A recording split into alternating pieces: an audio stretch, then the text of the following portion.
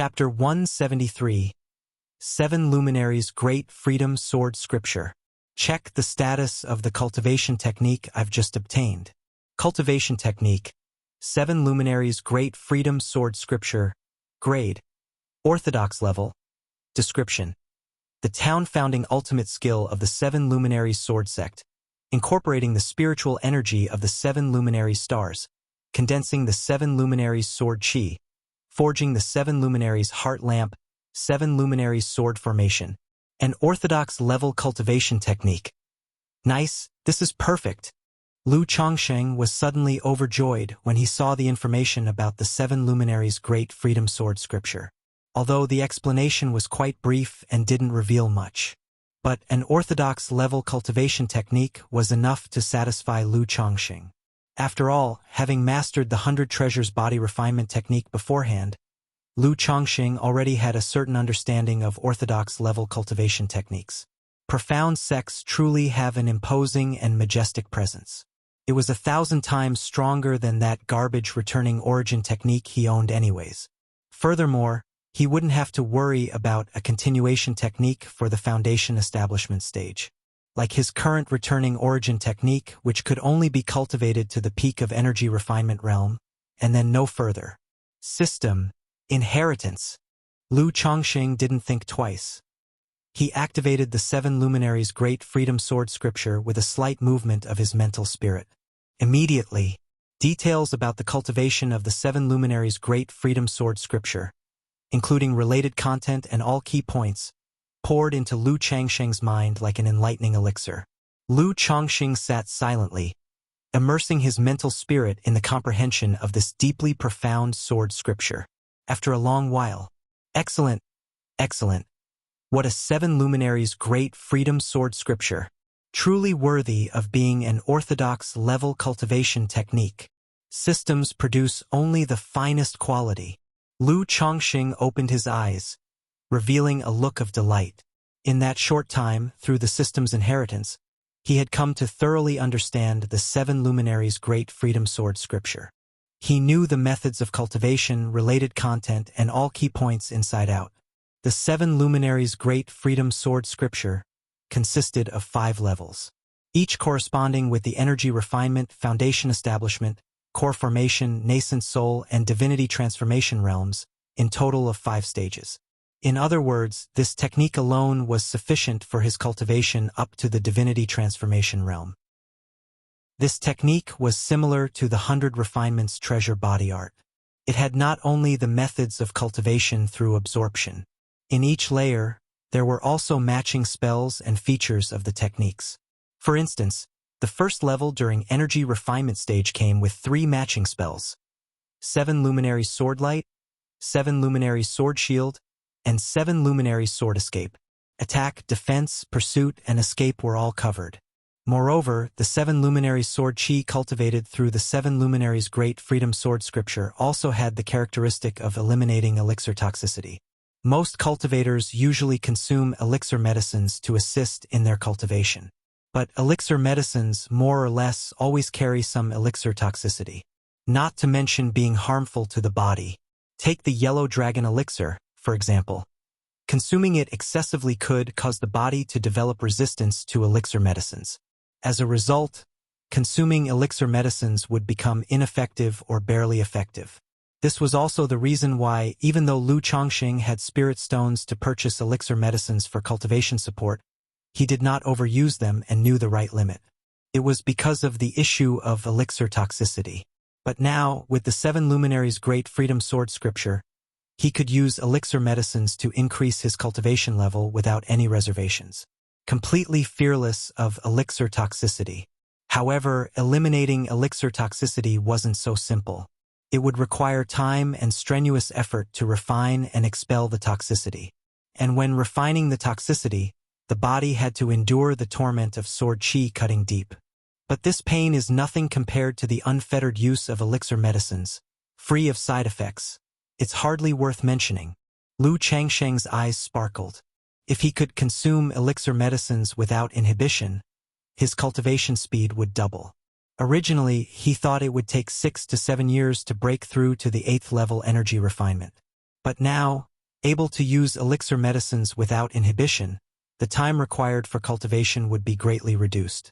Moreover, each layer of this technique came with matching spells and features of the technique, such as the 7 Luminaries Heart Lamp on the second level. The third level's 7 Luminaries Stars Sword, 7 Luminaries Sword Formation, can be described as extremely powerful. What made Lu Chongsheng even more excited and satisfied was that the 7 Luminaries Great Freedom Sword Scripture could also be split up into multiple techniques. It could be divided into the Sun Brilliance Sword Technique, Lunar Brilliance Sword Technique, Venus Brilliance Sword Technique, Jupiter Wood Brilliance Sword Technique, Mars Fire Brilliance Sword Technique, Saturn Earth Brilliance Sword Technique, Sun and Moon Yin-Yang Life and Death Sword Chapter, and 5 Brilliance's Stars Annihilation Sword Canon. The reason is simple: orthodox level techniques are incredibly difficult. Not only are they hard to cultivate, but they are also challenging to comprehend. Only those with exceptional talent can successfully cultivate the 7 Luminaries Great Freedom Sword Scripture. Therefore, to make it possible for most disciples to cultivate, the 7 Luminaries Sword Sect lowered the difficulty by dividing it into multiple techniques, allowing the disciples to choose according to their spiritual root attributes and the features of the techniques. Orthodox level techniques are difficult to comprehend because it's very hard to understand and cultivate them. If it weren't for the system's direct inheritance, it would be nearly impossible for me to comprehend and master this technique on my own. In the future, when my children start cultivating, even if I teach them this technique, they would find it very difficult to grasp and cultivate. But the split techniques such as the Sun Brilliant Sword Technique, Lunar Brilliant Sword Technique, Venus Brilliant Sword Technique, are of the exquisite level and, relatively speaking, are much easier to get started with. If the children are exceptionally gifted, they can start cultivating with the Sun and Moon Yin-Yang Life and Death Sword Chapter. Lu Chongqing exhaled deeply. This was one of the aspects that made him extremely excited and satisfied with the 7 Luminaries Great Freedom Sword Scripture. It not only resolved the issue of his cultivation techniques, but it also addressed the future cultivation technique needs for his children. Although it would be a while before his children started cultivating, at least now he didn't have to worry about it. Chapter 174. So this is how you attract romantic luck. Huh? _1 Inside the Spiritual Talisman Shop. Lu Chongqing sat cross-legged, with his 5 hearts pointing to the heavens and eyes closed, his expression solemn. The spiritual lake within his chi ocean core bubbled and churned, slowly flowing through his meridians and into his limbs and bones. This caused the originally pure white spiritual energy in the lake to gradually take on several additional hues. Moreover, there were vague silhouettes of 7 tiny swords above the lake, flickering in and out of existence. Phew! Lu Chongqing opened his eyes and exhaled a breath of turbid air. Though the returning origin technique is rubbish, it cannot be said to be entirely without merits. Its spiritual power is neutral and balanced, without any properties, allowing for a smooth transition to other cultivation techniques. If I were practicing a different cultivation technique, to transform all of my spiritual power into 7 luminary sword chi would be much more difficult, and might even lead to a regression in cultivation level. Lu Chongqing introspectively observed the spiritual power in his chi ocean core and silently thought. Just now, he had attempted to switch to practicing the 7 Luminaries Great Freedom Sword Scripture. He wanted to transform the spiritual power of his entire body from the returning origin technique into that of the 7 Luminaries Great Freedom Sword Scripture. He found the process to be very smooth. Although there was a significant loss of spiritual power, the problem was not major. In around 3 to 4 months, all of my spiritual energy will be transformed into 7 Luminaries spiritual power. This 7 Luminaries Great Freedom Sword Scripture truly deserves to be an orthodox level cultivation technique.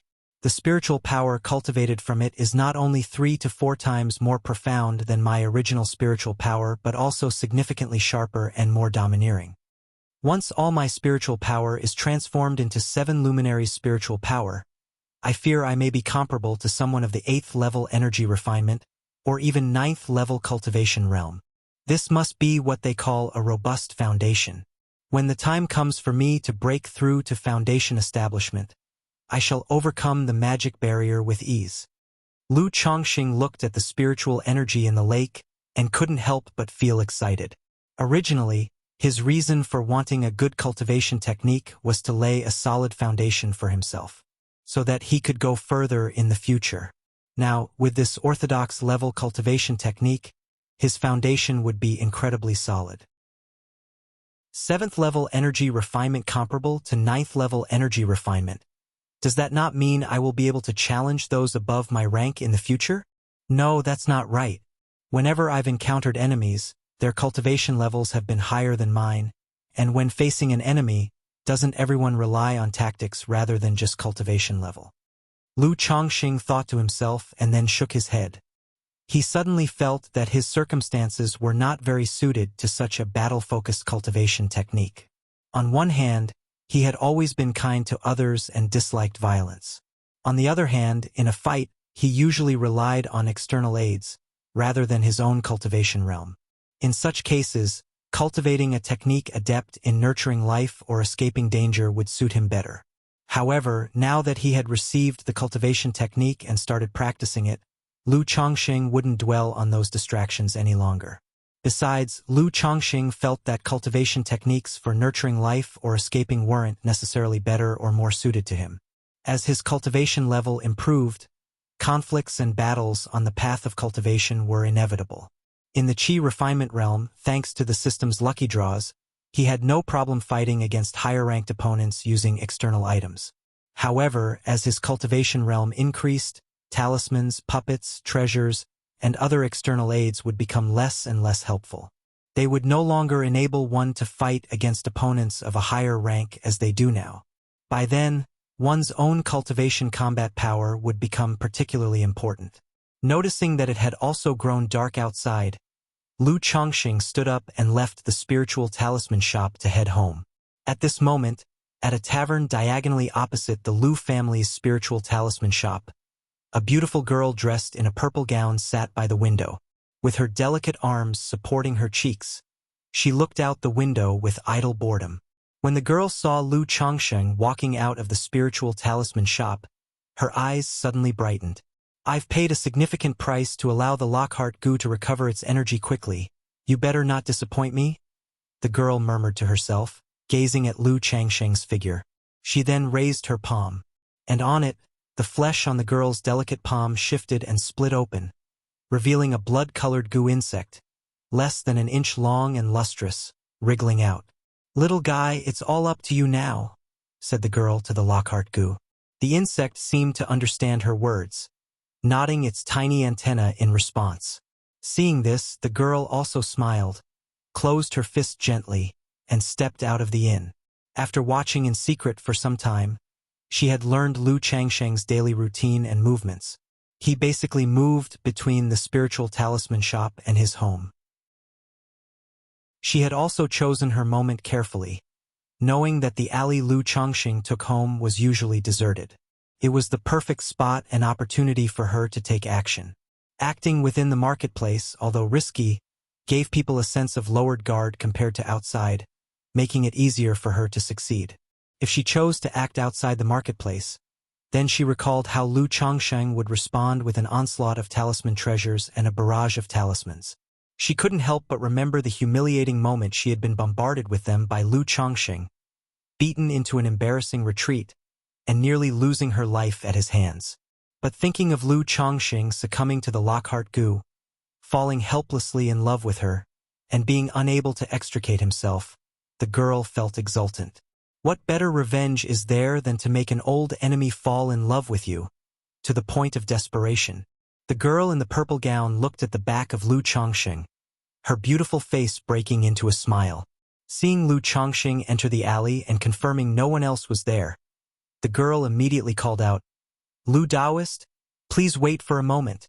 Lu Chongqing heard someone calling him and paused, turning to look back. He promptly saw a beautiful and spirited girl in a purple gown signaling to him, quickly approaching. Miss, are you calling me? Chapter 175. So this is how you attract romantic luck. Huh? Lu Chongqing looked at the girl in the purple dress with some surprise. That's right. I heard Lu Daoist is a talisman master, so there is a matter I wish to trouble Lu Daoist with. The girl in the purple dress said with a smile as she quickly walked toward Lu Chongqing. What matter? Lu Chongqing was a bit surprised when he heard this. Though his identity as a talisman master was not a secret, he did not know this girl. The sudden approach of a stranger asking for a favor left him somewhat baffled. It's just... The girl in the purple dress had just begun to speak when her eyes suddenly shone with a bewitching purple light. It was brilliant and soul-snatching, causing Lu Changsheng's mental spirit to waver in an instant. However, just as Lu Chongqing felt his heart flutter and his mind waver, a cleansing spiritual essence burst from the cold jade pendant on his chest. It quickly brought him back from his dazed stupor. Not good. Lu Chongqing regained his senses, immediately realizing that something was amiss. The girl in the purple dress in front of him was problematic. She had just tried to employ some sort of technique on him. He promptly sought to activate the body-protecting techniques of his magical robe and the cold jade pendant. But at that instant, a tingling pain spread like numbness from his neck. It felt as though he had been bitten by something. It made his mental spirit flutter faintly. Yet, in the blink of an eye, boom! Lu Chongqing felt the peach blossom goo at his brow burst forth with a powerful will. This breath of will was like an erupting volcano, a pouring river, like an imperious beast that had been defied, unleashing its grandeur in the face of provocation. It suppressed the trembling of his mental spirit. The pink peach blossom mark, usually concealed on Lu Changsheng's forehead, emerged involuntarily, radiating a rose glow. Hiss, hiss, hiss, accompanied by the outburst of the peach blossom gust breath of will. A slight hissing sound arose. Lu Chongqing immediately heard a faint buzzing noise. Behold, a tiny blood-red bug swiftly flew away from his neck. Lu Chongqing, seeing this, enveloped his palm with spiritual power and swiftly grabbed. Like a hawk seizing a rabbit, he tightly captured the tiny creature in his hand. Then, producing a stack of talismans, he looked toward the girl in the purple dress. Hiss! At this moment, the girl let out a muffled grunt. Her face filled with disbelief as she looked at Lu Chongqing, not understanding what was happening. What was wrong with the Lockhart goo? In that instant, she felt a powerful will emanating from the Lockhart goo, causing her heart to pound violently. As Lu Chongqing met her gaze, their eyes unintentionally locked. In this encounter, the girl in the purple dress felt her heart stir. She sensed a special kind of affection spreading and rising within her heart, making her feel an uncontrollable urge to draw closer to Lu Chongqing, who looked unexpectedly pleasing to her eyes. What's happening? No sooner had this emotion begun to spread from her heart than the girl in the purple dress realized that something was off. She had a very clear understanding of herself. Although Lu Chongqing was handsome and had an extraordinary temperament, she was not the kind of person to judge by appearances. How could she possibly develop a fondness and desire for closeness just because someone looked handsome? Moreover, she had secretly observed Lu Chongqing for some time and had never felt this way. The Lockhart goo has malfunctioned. Could it be backlash from the goo creature? Seeing the radiant peach blossom mark on Lu Changsheng's forehead, the girl in the purple dress faintly guessed what had happened. Lu Chongqing possessed some sort of rare treasure, or perhaps a goo that was more powerful and more domineering than the Lockhart goo, causing her attempt to charm him with the Lockhart goo to fail, and leading to a backlash from the creature, resulting in the reversal of the Lockhart gus effects impacting her, the host, instead. How can this be possible?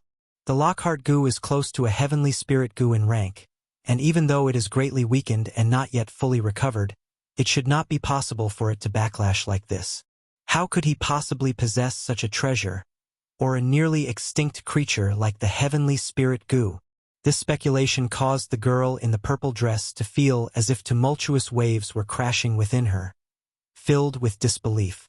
But as she looked at Lu Chongqing in front of her, she could feel the affection welling up inside her. This feeling of fondness made her panic more than ever before, because as the host to the Lockhart goo, She knew all too well the domineering nature of the Lockhart goo. Once someone was bitten by it, they would uncontrollably develop affectionate feelings toward her. These feelings would intensify over time and contact, growing stronger, eventually leading to an obsession that could push them to die for her. Now, with the Gus effects reversed, impacting the host herself, she would start developing uncontrollable affectionate feelings for Lu Chongqing, growing into an obsession that would make her willing to die for him. Huff, huff, huff. Without further thought, Lu Chongqing launched a spell with a stack of talismans and directed his green-faced sword to strike at her. Even though private duels were forbidden within the marketplace, and one could not start a fight, how could Lu Chongqing not counterattack when the girl in the purple dress had made a move against him? No, I must get away. Get far away. Escape the influence of the Lockhart goo. The girl, seeing the spells and flying sword coming at her, did not dare hesitate further. She formed a protective aura around her body and took out several talismans to activate them, directly withstanding Lu Changsheng's onslaught. Then, with a groan, she turned into a shadow and made a rapid retreat. At that moment, she couldn't afford to think too much, nor did she care about the Lockhart goo that she had obtained with great difficulty, now falling into the hands of Lu Chongqing. All she could think about was taking advantage of the moment, before the Lockhart Gus effects completely overtook her mind and thoughts, to quickly leave this place, to get far, far away from where Lu Chongqing was. Chapter 176. So this is how you attract romantic luck. Huh? Otherwise, as time went by, the closer I got to her, the faster those feelings of love would permeate my heart. By then, even if Lu Chongqing wanted to kill her, she would gladly accept it. Lu Chongqing saw the purple-dressed woman turn into a shadow and disappear. He wanted to chase after her but decided it was no use. She was too fast, and without using a talisman, he couldn't catch up with her at all. But once out of the alley, there was the main street. With people coming and going on the road, it wasn't appropriate for him to use a bunch of talismans. Who exactly is she, and why did she suddenly attack me? Lu Chongqing looked in the direction where the purple-dressed girl had vanished, filled with immense confusion. He didn't know when he had offended her, for her to lash out so abruptly. Could it be when I was dealing with stolen goods? Someone took notice? Lu Chongqing guessed inwardly, but he felt that was unlikely. If someone had been watching him, they wouldn't have made a move like that in the marketplace. Afterward, he looked at the small creature he had captured in his palm. It was a tiny bug, less than an inch long and entirely blood-red in color. What is this? A bug? Goo. Lu Chongqing gazed at the blood-red goo writhing and appearing somewhat wilted in his hand, his eyebrows slightly furrowed. Could it be that she was trying to infest me with goo just now? He remembered the moment the blood-red goo bit him and how his mental spirit shuddered. Immediately afterward, the peach blossom goo between his eyebrows burst forth with a powerful will, suppressing the shudder, and Lu Chongqing had a vague speculation in his mind. Since obtaining the peach blossom goo, Lu Chongqing had also perused plenty of information about goo. He knew that, similar to demon beasts, the goo were extremely sensitive to the quality of bloodline suppression. For instance, a 9 netherhound with a heavenly rank bloodline could suppress ordinary demon beasts just by its presence. This meant that demon beasts of a common bloodline would inherently feel weakened by 3 parts in spirit and combat strength when facing a 9 netherhound. And it was the same with goo. Even more so, with the peach blossom goo, a heaven spirit goo by his side, he could be immune to the effects of many goo. If other goo tried to infest him, it was like they were challenging and offending the peach blossom goo, which would provoke its instinctual resistance. The response from the peach blossom goo earlier perfectly matched the situation he was aware of. At that moment, the peach blossom goo between his eyebrows sent out a faint ripple. It was indicating he had just gained a wave of romance fortune. Romance fortune? Out of the blue, where did this romance fortune come from? Lu Changsheng's brows furrowed. He felt it was quite inexplicable. He didn't understand where this wave of romance fortune had arisen from. Wait, could this romance fortune be coming from that purple-dressed girl? Lu Chongqing thought of the purple-dressed girl who had just fled. But how could there be romance fortune between us when I was just minding my business? The peach blossom goo has already harvested the romance fortune, which means there's something developed between her and me, a connection. But I am clearly a stranger to her. We've only seen each other once, so how come something developed between us just like that? At this moment, Lu Chongqing was completely puzzled. He couldn't figure out the purple-dressed girl's situation, nor could he understand what was going on with this wave of romance fortune. Wait, I've read about a type of goo in books before, called the love charm goo. This love goo is a pair of mother and child goo. The person possessing the mother goo can plant the child goo into someone else's body, causing the victim to fall in love with them, forever unable to leave their side. Could it be? This goo insect is the very love goo I once read about in ancient texts. This woman in the purple dress wanted to cast a goo on me to make me fall in love with her. But due to the effect of the peach blossom goo, I didn't fall for her, and instead, she fell for me? Lu Chongqing looked at the blood-colored goo in his hand. His eyes narrowed slightly, giving rise to a speculation, although this speculation was too far-fetched. In Lu Chongqing's mind, it was the only possibility, a possibility that could barely be justified. Otherwise, he really couldn't understand. If that's really the case, isn't it too far-fetched? Lu Chongqing couldn't help shaking his head. He sighed inwardly, thinking that if it were true, the peach blossom Gus' fortune in love was way too domineering. Wasn't this just a forced gift? He had never even met the person before. And yet, out of the blue, here came a wave of peach blossom luck. But the love goo shouldn't work like this, should it? The love goo is divided into mother and child goo, with the host's body containing the mother goo and requiring the child goo to be implanted into the target's body. Only then will the target fall in love with the host, thus being inseparable for life. This goo bit me, and under the will and pressure of the peach blossom goo, it immediately tried to escape, which clearly doesn't align with the way the love goo is supposed to work. Or could it be said that this is a goo similar to the love goo? Lu Chongqing looked at the blood-colored goo in his hand, and felt it didn't quite match the description of the love goo he had read about in his books. Forget it. Too lazy to think about it. Lu Chongqing was too lazy to keep pondering over it. He touched the wound on his neck. It was just a small wound already almost healed. He thought this blood-colored goo was quite powerful. One should know he had cultivated the 100 Refinements treasure body art, and his physical body was comparable to a magic artifact. Yet this blood-colored goo managed to breach his defenses with just one bite. However, this peach blossom goo is really something else. Good as it is, but every time it's a bit unfathomable. Moreover, if not careful, it could easily turn into a disaster, becoming a peach blossom calamity. Lu Chongqing was somewhat weary of this inexplicable fortune in love. Every time he encountered luck in love, it was accompanied by incidents, especially the first time he was directly presented with a golden core lady. If there had been a slight mishap, it would have turned into a peach blossom calamity. But to give up the peach blossom goo, he was also reluctant to let go. At least the benefits of having the peach blossom goo outweigh the disadvantages. Not only do I gain more luck in love, but am also immune to the effects of most goo insects. Otherwise, like in this situation, I would have been in danger. Falling head over heels in love with someone because of a love goo. Wouldn't that just ruin me? Lu Chongqing muttered to himself. Sigh. Cultivators have 1,001 tricks, truly leaving one unable to guard against them. I need to be more careful in the future, stay vigilant.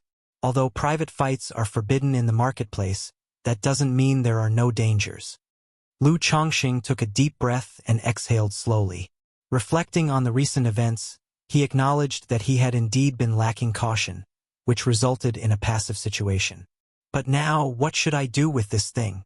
Lu Chongqing looked at the blood-colored goo in his hand, suddenly pondering how to deal with the goo insect. P.S. Although I'm ashamed to ask for a monthly pass with this update, but today I saw in the group chat that there is a raffle for 1,000 monthly passes, and currently I have 911, so I humbly appeal if you have a monthly pass, please cast one for this author. Tomorrow is the end of the month, and the pass will expire if not used. Once I recover in the next few days, they'll try to increase the update rate. Thanks a lot. Thanks. Chapter 177.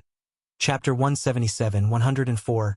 Based on my guess, this should be a type of Lockhart goo insect. That purple-dressed woman just now was bitten back by this goo, which caused her to develop feelings for me, bringing me a wave of romantic luck. Generally speaking, if the goo insect dies, its effects will disappear as well. Therefore, this goo cannot be killed. Not only can it not be killed, but it must be well cared for, so that there is a chance for revenge in the future. Lu Chongqing looked at the listless blood-colored goo in his hand and silently thought.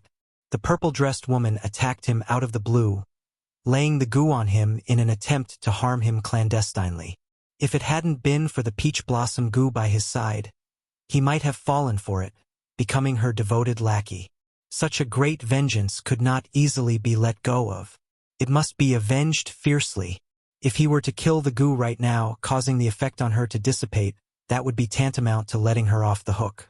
So he decided to raise the goo well. As long as he had this goo in hand, he would have an additional means of control when he encountered her in the future. Speaking of which, can I refine this goo to serve me? Lu Changsheng's eyes narrowed slightly as he suddenly thought.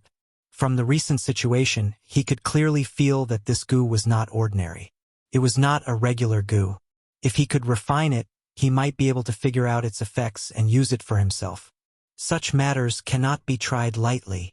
I will look into information on goo insects later to see if I can find anything about this particular one. After all, goo insects are not something to be trifled with. They are ferocious and difficult to refine. I was able to refine the peach blossom goo only because I drew it from the system. This goo insect is not simple. Now, if I attempt to refine and tame it while it has a master, one misstep and there's a good chance of trouble or even backlash. Lu Chongqing immediately dismissed the idea of refining this goo.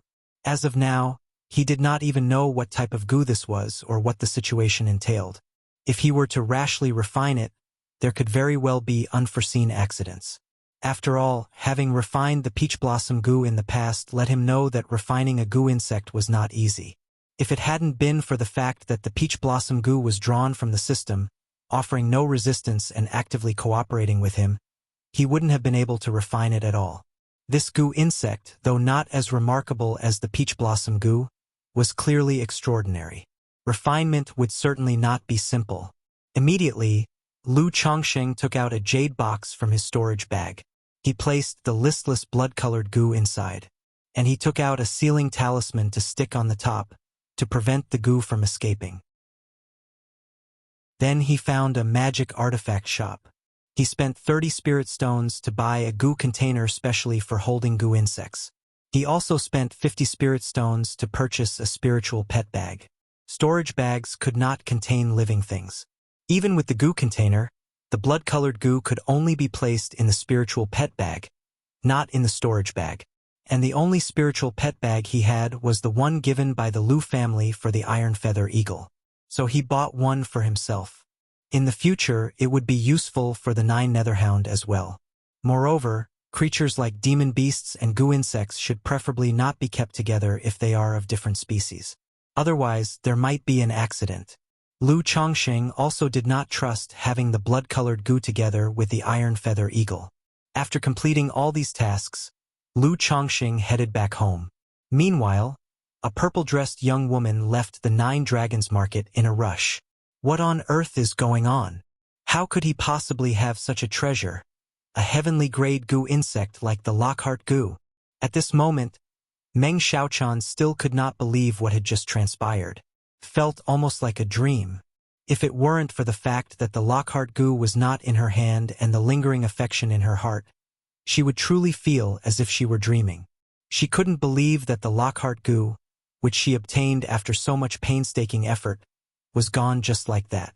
Not only was the Lockhart goo gone, but she also suffered a backlash from the goo insect, putting herself in the pitfall and suffering losses. Damn it! I must kill him and take back the Lockhart goo. Otherwise, Even if I flee far away and never see him again, the Lockhart goo will continue to affect me. Meng Xiaochan clenched her teeth, a dark hatred flashing in her eyes. However, as this thought emerged, her heart suddenly trembled with pain. The handsome face of Lu Chongqing appeared in her mind, making her feel affectionate. She wondered how she could have such thoughts, how she could harm him. Hugh. Such a terrifying Lockhart goo. Such a domineering Lockhart goo. Meng Xiaochan covered her aching chest, breathing lightly. After a moment, she formed a spiritual art with her hands, touched her forehead, and calmed her restless mental spirit. Her eyes filled with determination. No, I can't think of him anymore. Otherwise the Lockhart goo will keep influencing me subtly, and its effects will become stronger and stronger. I must break through to Foundation establishment as soon as possible. Only then can I hope to break free from the Lockhart Gus influence and restrictions. The Purple Shadow Secret Realm is about to open, and if I can make some gains within, get someone to refine a Foundation establishment elixir for me, then I have a 70% chance of achieving Foundation establishment successfully. Meng Xiaochan dared not continue to dwell on it.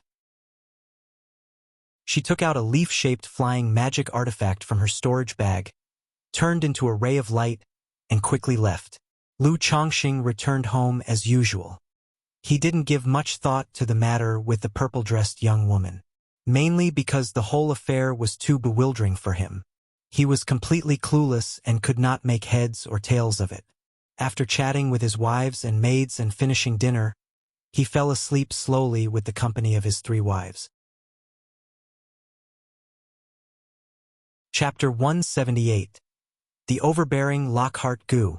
The next day, Lu Chongqing arrived at the Ink Cloud Pavilion. It was a shop where he often purchased books. The shop mainly sold cultivation techniques and spells, as well as things related to the cultivation world, such as records of marvels, local customs, and societal conditions. Lu Chongqing asked the shopkeeper for a few tomes about goo insects. Lu Dongjia, the price will be 9 spirit stones, said the bookstore shopkeeper as he handed 3 tomes to Lu Chongqing. Lu Chongqing didn't bargain. In the cultivation world, there was a significant monopoly on knowledge, so the price of books had always been quite high. And these were just ordinary books. For spells and cultivation techniques, prices started from several tens of spirit stones and could go up to several hundreds. He had previously inquired about the value of a second transformation inheritance of the 100 arts of cultivation. The other party indicated that it depended on which art it was, and a second transformation inheritance could vary in quality. It would be appraised based on the situation. Through several casual conversations, Lu Chongqing had estimated the value of the second transformation beast taming inheritance he had initially obtained. That inheritance could sell for at least 1,000 spirit stones. However, selling it would require signing a contract and swearing an oath to the heart demon, agreeing not to sell or leak any relevant information again. So, as he was not particularly short on money at the moment, Lu Chongqing had not sold the second transformation beast taming inheritance. After storing the 3 books, Lu Chongqing returned to the spiritual talisman shop and began reading. After spending a morning, Lu Chongqing finished reading the 3 books. It seems the bloody goo insect is rarer and more unusual than I imagined. Lu Chongqing set down the book in his hands and exhaled lightly. The 3 books introduced a lot of information and knowledge about goo insects. They also covered many common ones. But he did not find any information related to that bloody goo. This is also within my expectations. That bloody goo is obviously not an ordinary one. Most of the goo insects introduced in these 3 books are either mortal or spiritual goo. The bloody goo is most likely a mysterious spirit goo, or even an earth spirit goo, Lu Chongqing thought to himself. As for a heavenly spirit goo, he deemed it unlikely, because his own peach blossom goo was a heavenly spirit goo. If that bloody goo were a heavenly spirit goo, there would not be incidents of the goo insect rebelling against its master. From browsing the books, he learned that goo insects rebelling is a rare event. It only occurs when there is a difference of a full rank between the goo insects, and there is a certain disparity in strength. Although his peach blossom goo was a heavenly spirit goo, its strength was not very impressive. It was currently only at the peak of the first transformation. Only when its master, himself, broke through the foundation establishment stage could it break through to the second transformation. So, Lu Chongxing guessed that the bloody goo was at most an earth spirit goo. Thinking this, Lu Chongxing took the goo jar out of the spiritual pet bag. He opened the jar lid to check on the bloody goo insect. It still looked listless. Will this thing starve to death if it's kept like this? Lu Chongxing looked at the half-dead appearance of the bloody goo insect and frowned slightly. After all, goo insects needed to eat. The peach blossom goo was quite special. It lived on the fortunes of peach blossoms. It didn't need him to feed it normally, but he did not know what the bloody goo insect ate. It would be rather embarrassing if it starved to death. After some thought, Lu Chongxing tried the most straightforward method. He took out a variety of spirit food and spiritual objects from the storage bag, putting them into the goo jar to see if it would eat anything. After several attempts, Lu Chongxing saw that a so-called blood spirit nectar caught the bloody goo insect's interest, and it began to lick it. Good! Seeing the bloody goo insect eating, Lu Chongxing immediately felt relieved. He let it eat a drop and then stored the blood spirit nectar away. He planned to drop 1 or 2 drops every few days. Keeping it in this barely alive, listless state was enough. If it got too healthy and escaped, what would he do then? In the blink of an eye, over half a month passed. One day, Lu Chongxing received a notification from White Jade Tower. They reported that a batch of maids for members had arrived and asked if Lu Chongxing was interested. If he was, he could go and learn more about it. Hearing this, Lu Chongxing immediately went to White Jade Tower. He wanted to see what these so-called member-exclusive maids were like. But after learning about them and seeing them, Lu Chongxing promptly bid farewell to Feng Jinyang. These maids were indeed excellent. Both in looks and figure, they were the best of the best. Not only did they possess spiritual root aptitudes, but they also cultivated some form of furnace dual cultivation technique, beneficial for cultivation, and even for breaking through realms. But the price was too expensive. Even the cheapest one started at 1,000 spirit stones. Casually, it amounted to several thousand spirit stones. Faced with such prices, Lu Chongxing naturally could only take his leave. Sigh, I really am too poor. White Jade Tower is definitely not a place I can afford to patronize at my current stage. Lu Chongxing couldn't help but shake his head as he left White Jade Tower. He could afford regular maids at White Jade Tower, but those with spiritual roots at a certain level were beyond his means without an unexpected windfall. His regular income couldn't support such an expenditure. However, I'm pretty much set for now with wives and maids. There's no need to buy more at the moment. I've already spent quite a sum on wives and maids. There are significant daily expenses there as well. If I keep spending money there, it would even affect my own living. Besides, I plan to return to Qingzhou Mountain soon, so there's really no need to add more maids. The residences in Nine Dragons Market are already close to capacity. Lu Chongxing walked along the street, thinking to himself. He had come here this time just to see for himself. If there were suitable, affordable maids, he might have considered adding 1 or 2. Chapter 179. The Overbearing Lockhart Goo. If there's none, there's naturally no need for it. After all, the income from the Lu family and his own sales of talismans to Hong Yi and the spiritual talisman shop. Altogether, it only comes to 200 or 300 spirit stones a month. Compared to before, it could naturally be considered a substantial amount. But with so many wives and children, and their diet consisting of spirit rice, spiritual vegetables, spiritual tea, and demon beast meat, it's also quite an expense. Lu Chongxing had calculated that these expenses amounted to 70 or 80 spirit stones each month. He would occasionally buy small gifts and trinkets for his wives and children, which also cost a pretty penny. Add to that his own cultivation needs for purchasing elixir medicines as well as routine purchases, and he spends a considerable amount of spirit stones. So he hadn't saved many spirit stones. Like the second-rank puppet he crafted, it still hadn't been fitted with middle-grade spirit stones. It was because he couldn't save much money. However, now that I've revealed myself as a superior-grade talisman master, once I can stably provide superior-grade talismans after some time, my income will increase significantly. Lu Chongxing let out a sigh. although he is known to the outside world as a superior grade talisman master. His success rate in talisman making will have to be steadily demonstrated. It can't happen overnight. So, the talismans he usually crafts, as well as those for the Lu family's missions, still tend to be of the middle grade. Once he can stably reveal superior grade talismans, his income within the Lu family will increase significantly.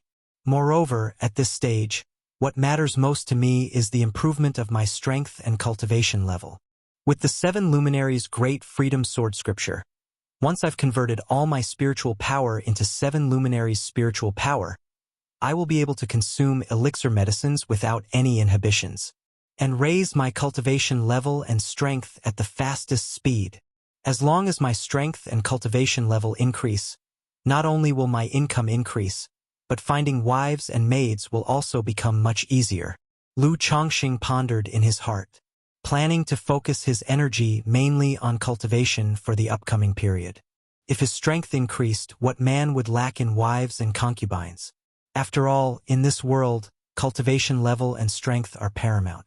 With strength, fairies, goddesses, witches, princesses, and empresses were not an issue. Half a month later, inside the spiritual talisman shop, Lu Chongqing was crafting talismans. When he heard from Zhongshan that Lu Miaoge had arrived, he immediately went downstairs to greet her. Chongqing. When Lu Miaoge saw Lu Chongqing, she smiled and nodded.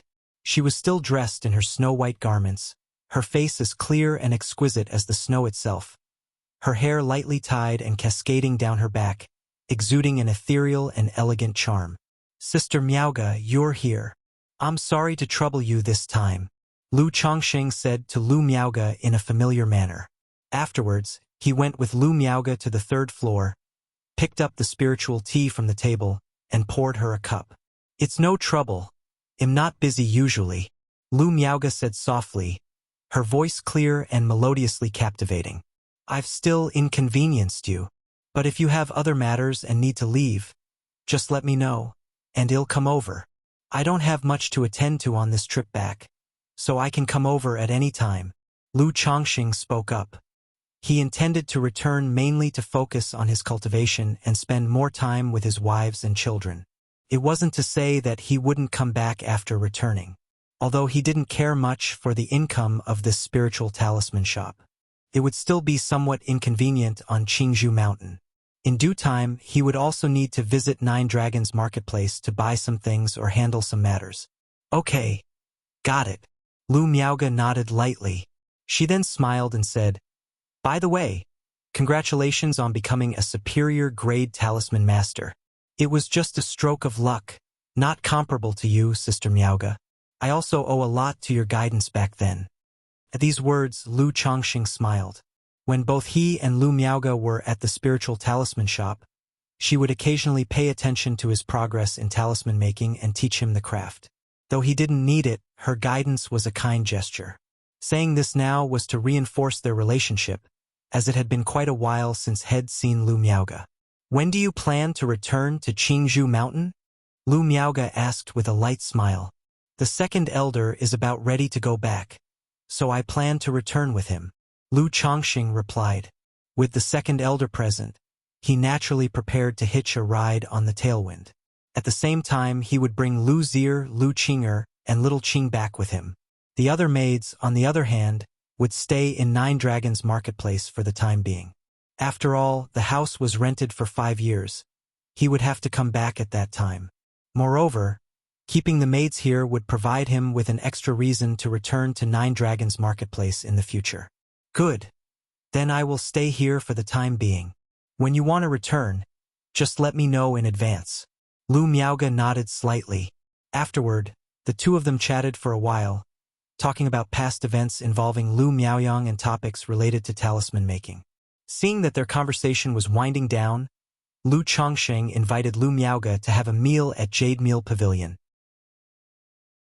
Upon arriving at Jade Meal Pavilion and seeing Yu Maoqing, he too informed him of his plans. He conveyed that he would be returning to Qingzhou Mountain and that any matters could be addressed to him there through the mail. Although there probably wouldn't be any issues, and he wasn't leaving never to return, he still felt the need to notify this longtime acquaintance and friend. Once home, he also informed Gao He of his plans. As for Xiaolong, he was not at home. He remembered that the last time he saw him was 3 to 4 months ago. He couldn't help but worry about his neighbor, fearing that something unexpected might have happened to him. In the blink of an eye, another half-month passed. That day, the second elder sent someone to the spiritual talisman shop to inform Lu Chongsheng of his return to Qingzhou Mountain. Lu Chongsheng inquired about the number of spots available on the second elder's flying boat. But he was told there were 3 spots. Only 3 spots? Lu Chongsheng furrowed his brow upon hearing this. He had planned to take Lu Zier, Lu Qing'er, and Little Qing back with him this time. If there were only 3 spots, that meant only the 3 ladies could take the flying boat while he would have to ride the Iron Feather Eagle. Chongsheng, if you are bringing a large entourage of wives, concubines, and maids, you can hire a spirit boat to take you back. Seeing Lu Changsheng's expression, Lu Miaoge spoke up. She knew that on this trip back, Lu Chongsheng intended to spend some time with his wives and children, and to rest and relax. Under such circumstances, he would naturally bring his wives and maids back with him. Oh, they have that service within the marketplace? Lu Chongsheng was somewhat surprised to hear this. He had been in Nine Dragons marketplace for quite a while and was unaware that one could hire a spirit boat to transport people. If that was the case, he thought of taking Guan Xin, Yuyao, Xiao Yueru, Yun Chanqian, and the 5 children back to Qingzhou Mountain as well. After all, he planned to spend a long time on Qingzhou Mountain, focusing on his cultivation and spending time with his family. It would be better to have all his consorts and children stay at Qingzhou Mountain. Although the matter with the Lu family ancestor had made the situation for the Lu family not very optimistic, there was no need to be too concerned for at least the next few years. Within the marketplace, the spiritual boat pavilion handles the business of transporting cultivators. They usually travel between it and several other marketplaces. You can charter a spirit boat directly to Qingzhou Mountain, but as for the price, I am not quite sure, said Lu Miaoge, her face lovely and her voice soft and gentle. All right, thank you, Sister Miaoge. I will go to the spiritual boat pavilion and ask. Lu Chongsheng replied immediately upon hearing her words. He was aware of the spiritual boat pavilion. They not only sold flying boats and spirit boats, but also had 7 or 8 large spirit boats specifically for transporting cultivators and goods, conducting trades with other marketplaces and powers. However, he hadn't realized they also offered charters. Without delay, Lu Chongsheng left and headed to the spiritual boat pavilion. He inquired about the price to charter a spirit boat to Qingzhou Mountain. After asking about the number of passengers, the person in charge at the spiritual boat pavilion told Lu Chongsheng that it would cost a total of 160 spirit stones. On hearing the price, Lu Changsheng's first thought was that it was expensive. He wanted to bargain, but the other party immediately stated that they did not negotiate prices, saying that this type of charter included personal escorts to ensure safety. Upon hearing this, Lu Chongsheng nodded, paid a deposit of 50 spirit stones, and reserved a spirit boat. They were scheduled to depart 3 days later, heading straight for Qingzhou Mountain. Chapter 180. The more children, the better, no need for others to provide for old age. _ 3 days later. Lu Chongsheng said goodbye to Lu Miaoge, then took his wives and concubines on a spirit boat from the spiritual boat pavilion back to Qingzhou Mountain. This spirit boat was also a small flying boat, but it could seat a total of 15 people. Apart from Lu Chongsheng and his family, the pavilion also arranged for a cultivator to control the spirit boat. They also provided 2 cultivators at the energy refinement late stage as escorts, to prevent any dangers or accidents along the way. This made Lu Chongsheng nod in approval, thinking to himself that although the 160 spirit stones were expensive, they were worth the cost. Moreover, with the reputation of the spiritual boat pavilion, not many robber cultivators would dare to mess with its flying boats. A day and a half later, the spirit boat landed steadily on Qingzhou Mountain. Let's go. Lu Chongsheng, accompanied by the women, descended from the spirit boat and entered Qingzhou Mountain. If it had been before, bringing so many wives and maids back to Qingzhou Mountain wouldn't have been good. But now, having become a high-ranking talisman master, his benefits, treatment, and status had all been elevated. So bringing a few wives and maids home was no longer a problem. However, it was still necessary to report and register upon arrival. Afterward, Lu Chongxing led the women to Qingzhou Villa to report to Uncle Fu. Uncle Fu looked at Lu Chongxing, accompanied by 8 women, each of whom was holding a baby, and didn't know what to say for a moment. He vaguely remembered the scene several years ago when Lu Chongxing returned with Chu Jinjin and 2 foreign women. But such matters were not for him to comment on. After all, Lu Chongxing had never neglected his duties. He had even recently been promoted to a high-ranking talisman master. Now, his status in the Lu family was even higher than that of a manager like himself. So naturally, he couldn't preach or give advice.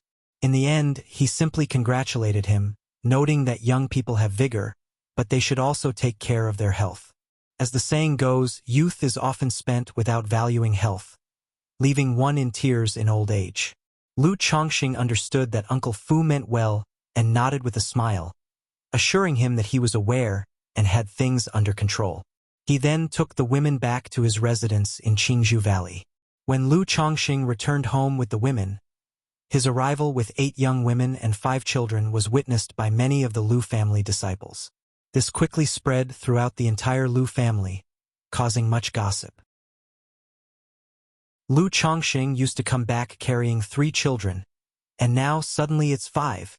Are these all kids from Changsheng's concubines outside? I heard rumors before that Lu Chongxing had dozens of concubines outside. Now it seems it wasn't just a rumor. Brother-in-law Changsheng's wives and maids, taken together, must add up to more than 20 by now, right? Too few, you're thinking too narrow. Just here in Qingzhou Mountain we have 20. How can you be sure Lu Chongxing doesn't have concubines in the marketplace or in the secular world? You can tell, Brother Chongxing really loves having children. Speaking of which, why did Chongxing bring so many wives and concubines back this time? Wasn't he managing shops in 9 Dragons Market? I did hear about it. Brother Chongxing recently became a high-ranking talisman master, so he came back this time to focus quietly on the talisman path. What? Lu Chongxing became a high-ranking talisman master already. Hiss. A high-ranking talisman master. It hasn't been that long. And Brother Chongxing has already been promoted to high-ranking talisman master? No way. With all this marrying and having kids, how does he have the energy to focus on the talisman path? Last time, Chung took me to Spring Abundance Building for 3 days of fun, and I was shaky all that time. My concentration suffered. Maybe this is just extraordinary talent. The Lu family disciples were abuzz with discussion. Many felt envious and even had their beliefs challenged upon learning of Lu Changsheng's actions and his promotion to high-ranking talisman master. After all, the Lu family had always taught them that everything was inferior, only cultivation was supreme. Work hard in cultivation for the contribution to the family. Only with undivided focus on the path of cultivation can one achieve success. Now, seeing Lu Changsheng's completely different approach, yet excelling in the talisman path, caused them to doubt. They began to question whether constantly striving in cultivation but still seeing foundation establishment as distant was meaningful or worthwhile. The immortal seedlings that had come to the Lu family with Lu Chongxing as his followers couldn't help but sigh upon hearing this. They felt a sense of unbelievable magic. The next day, the family head, Lu Yuanding, came to talk to Lu Chongxing. He expressed that there was naturally no problem with Lu Chongxing taking wives and concubines. Bringing them back was also not an issue. However, he hoped that in the future, Lu Chongxing would not bring so many maids and children back at once. Or at least to keep a lower profile when coming back, otherwise it would not leave a good impression. Faced with such remarks, Lu Chongxing naturally nodded in agreement. He said that he had brought more maids and children back this time because he wanted to spend time with his wives and to concentrate on talismans in the tranquility of Qingzhou Mountain. He assured that it wouldn't happen again next time. Good, as long as you're aware that's fine. Seeing Lu Chongxing respond in this manner, Lu Yuanding did not pursue the matter further. Such issues really weren't major concerns. It was just that Lu Changsheng's behavior had somewhat affected the atmosphere of Qingzhou Mountain. so he had come to give a gentle reminder. Otherwise, with Lu Chongqing now a high-ranking talisman master, how could he possibly continue to find fault in matters of taking concubines and raising children? Moreover, he himself had once said that the matters of taking wives and concubines were Lu Changsheng's own business, and the Lu family would not interfere. Could it be that Lu Chongqing is really going to do as he once said, marry 100 women and father hundreds of children? After leaving Lu Changsheng's residence, Lu Yuanding suddenly thought. Initially, he had taken those words as an exaggeration. Chapter 181. The more children, the better, no need for others to provide for old age. But now, he felt as if Lu Chongqing really was proving it through his actions, indicating that his words were not empty. Thinking about the speed at which Lu Chongqing married and had children, Lu Yuanding couldn't help but twitch his mouth slightly, suddenly feeling somewhat relieved that his daughter, Lu Miaohuan, hadn't married Lu Chongqing. Otherwise, by now she would probably already be on her third child. After returning to Qingzhou Mountain, Lu Chongqing lived a life of seclusion and minimal outings. Every day was spent cultivating, making talisman, and spending time with his wives and children. Occasionally, he would chat with Li Feiyu and watch him train the kids in martial arts. However, the children were still young, and at this stage, martial arts training was about building a foundation. They hadn't truly started practicing martial arts yet. To actually begin martial arts training, they would need to wait until they were around 11 or 12 years old, when their bodies had grown sufficiently. In the blink of an eye, over a month had passed. During this month and a bit, the children in the wombs of Zhang Luiyue and Yu Yao were born. Zhang Luiyue's child had a spiritual root, but it was only a 9th-grade spiritual root. While the rate at which Lu Changsheng's children grew had slowed compared to the previous year, it continued to increase steadily. In recent days, the 63rd child had been conceived. Today was also the day of the Lu family's spiritual root testing ceremony. Lu Chongqing had 5 children participating in this ceremony. The results of the test for the 5 children were as he expected. Only little 7th, Lu Shenji, was detected to have a spiritual root. The quality of the spiritual root was also as he had guessed. A 9th-grade spiritual root, biased toward the wood element. Even though it was the lowest 9th-grade spiritual root, it still made his mother, Lu Yuzhu, extremely happy. And it made Lu Changsheng's other wives and maids incredibly envious. After all, having a spiritual root, no matter how low-grade, was still a spiritual root with the potential for cultivation in the future. From now on, their fates would no longer align with mere mortals. Theirs would be the path of immortals. Considering the feelings of his other wives and children, Lu Chongqing didn't celebrate extravagantly. Things continued as usual, as if it was just a regular test. As for Lu Xianzi's cultivation, there was no rush right now. He was too young, only 6 years old, his body had not yet fully developed, and starting cultivation too early was not a good thing. In the cultivation world, children typically began their cultivation journey at the age of 12. However, even at this stage they could start laying a foundation, using treasures of heaven and earth to nourish the body and meridians to build a solid foundation, giving the child a head start for the future. Lu Chongqing wasn't stingy. He would allocate 10 spirit stones each month to buy elixir medicines to strengthen Lu Xianzi's body and lay a foundation for cultivation. After all, he was the first child to possess a spiritual root. Even if it was only a 9th grade, Lu Chongqing was willing to cultivate him properly. Moreover, after Lu Shenji started cultivating, the improvement in his cultivation level would also benefit Lu Chongqing, essentially making it money spent on himself in the end. Sigh, no wonder ordinary cultivators are reluctant to marry and have children. If the child has a spiritual root, you have to cultivate it. But even the most basic cultivation would cost several spirit stones a month, and raising a child from infancy to adulthood is no small sum. Lu Chongqing couldn't help but sigh. People like Lu Pingon practicing martial arts hardly spent any money. Eating and drinking spirit rice and spiritual meals every day was enough for them to become martial arts prodigies. But it was different for someone like Lu Shenji, considering that he now had 7 children with spiritual roots.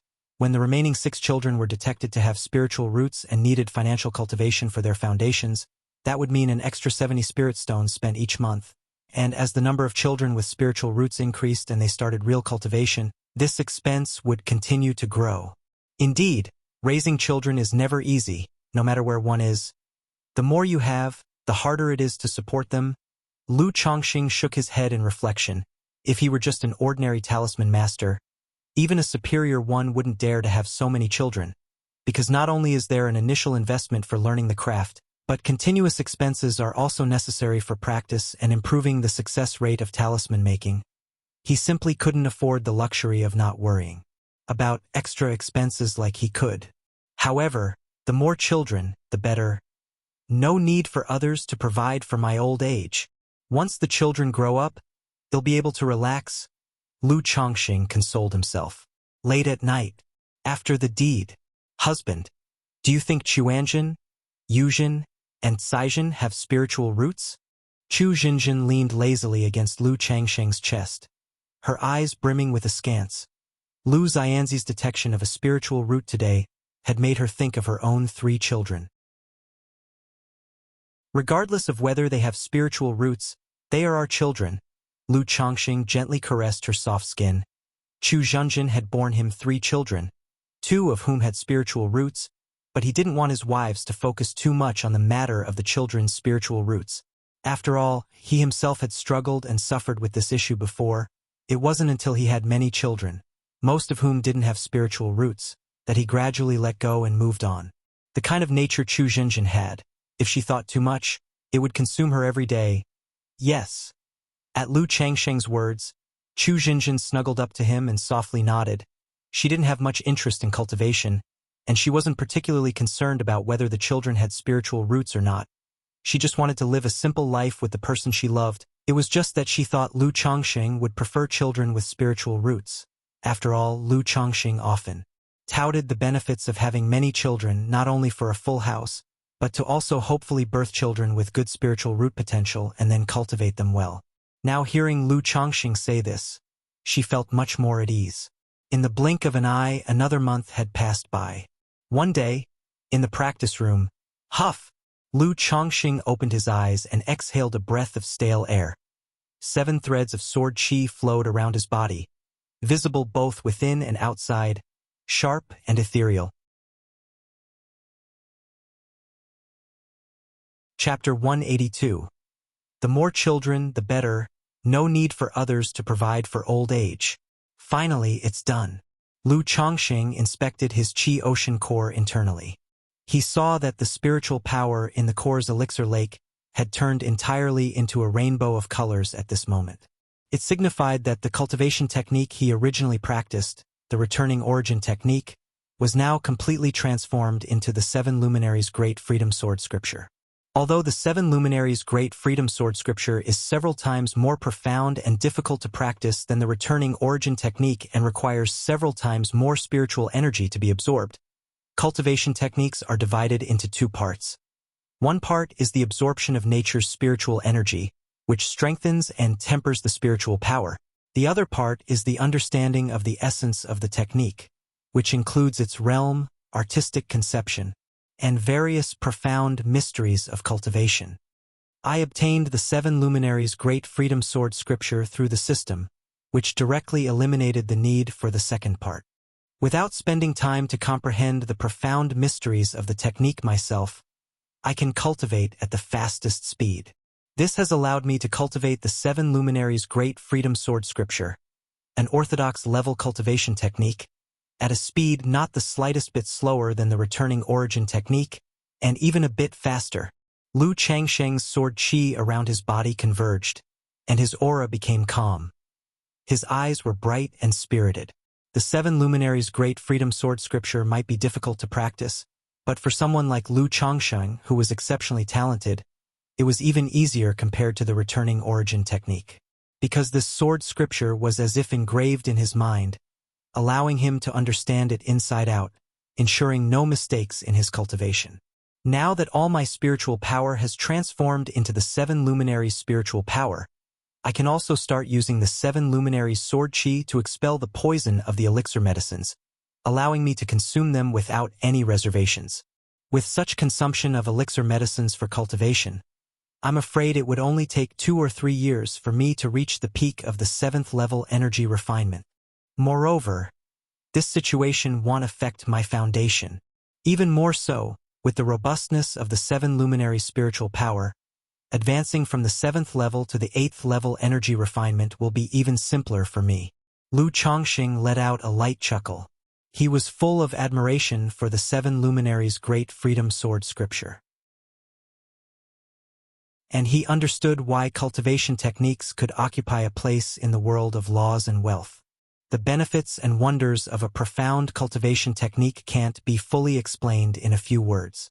After converting to the 7 luminaries' great freedom sword scripture, Lu Chongqing didn't continue to cultivate. He went outside to relax, chat with his wives and concubines, and play with his children.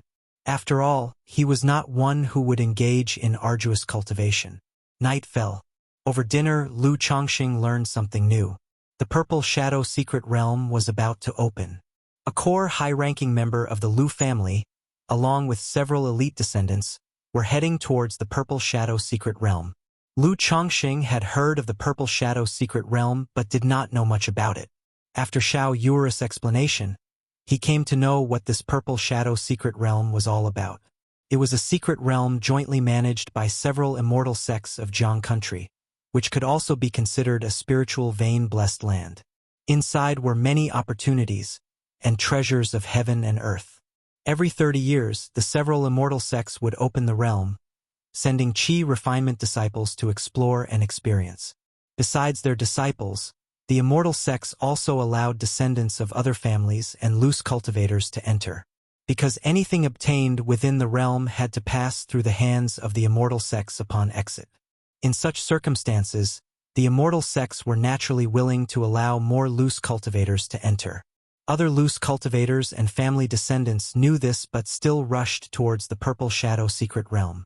Because, in addition to opportunities and various treasures, it also contained the main ingredients to refine foundation establishment elixirs.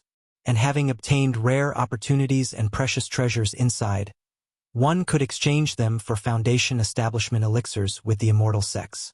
Hearing this, Lu Chongqing immediately knew. The Lu family's visit to the Purple Shadow Secret Realm this time was for the foundation establishment elixirs. After all, the situation for the Lu family right now was not optimistic. A new foundation establishment great cultivator was urgently needed. If we can obtain a foundation establishment elixir, and with the Lu family's strength, collect a few foundation establishment spiritual objects, perhaps our Lu family could give birth to a new foundation establishment great cultivator. Did the eldest miss go to the Purple Shadow Secret Realm? Lu Chongqing couldn't help but ask. Lu Miaoge was at the 7th level energy refinement and was considered one of the elites of the Lu family's younger generation.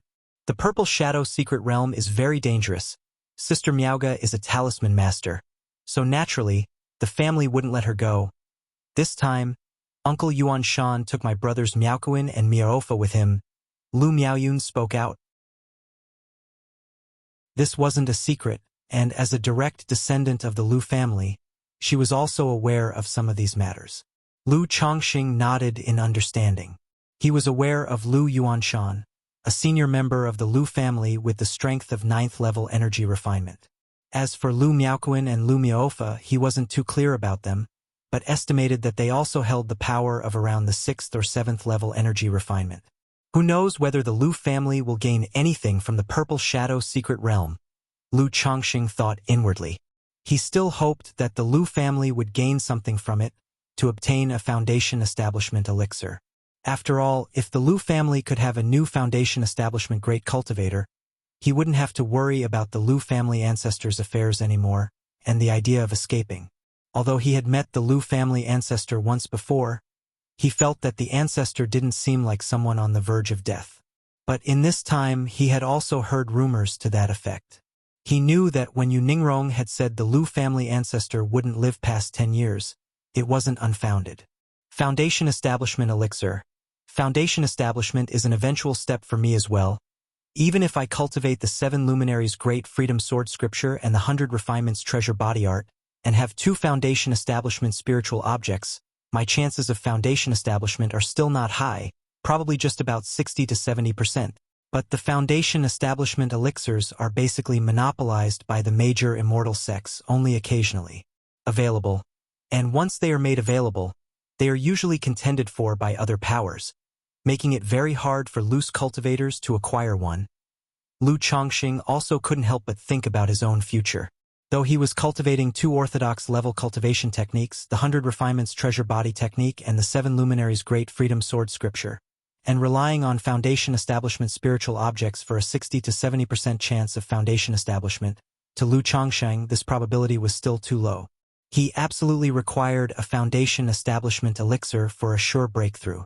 Otherwise, the risk of attempting Foundation establishment was simply too great. If the attempt failed, the lightest consequence would be injury and regression of cultivation, and at worst, the meridians might sustain damage, turning one into a wasted individual, or it could even result in direct death. Without at least 90% confidence, and assurances that he wouldn't die if he failed to establish his foundation, Lu Chongqing wouldn't risk it. With a system by his side, he must remain as steady as an old dog. I obviously can't go to a place like the Purple Shadow Secret Realm.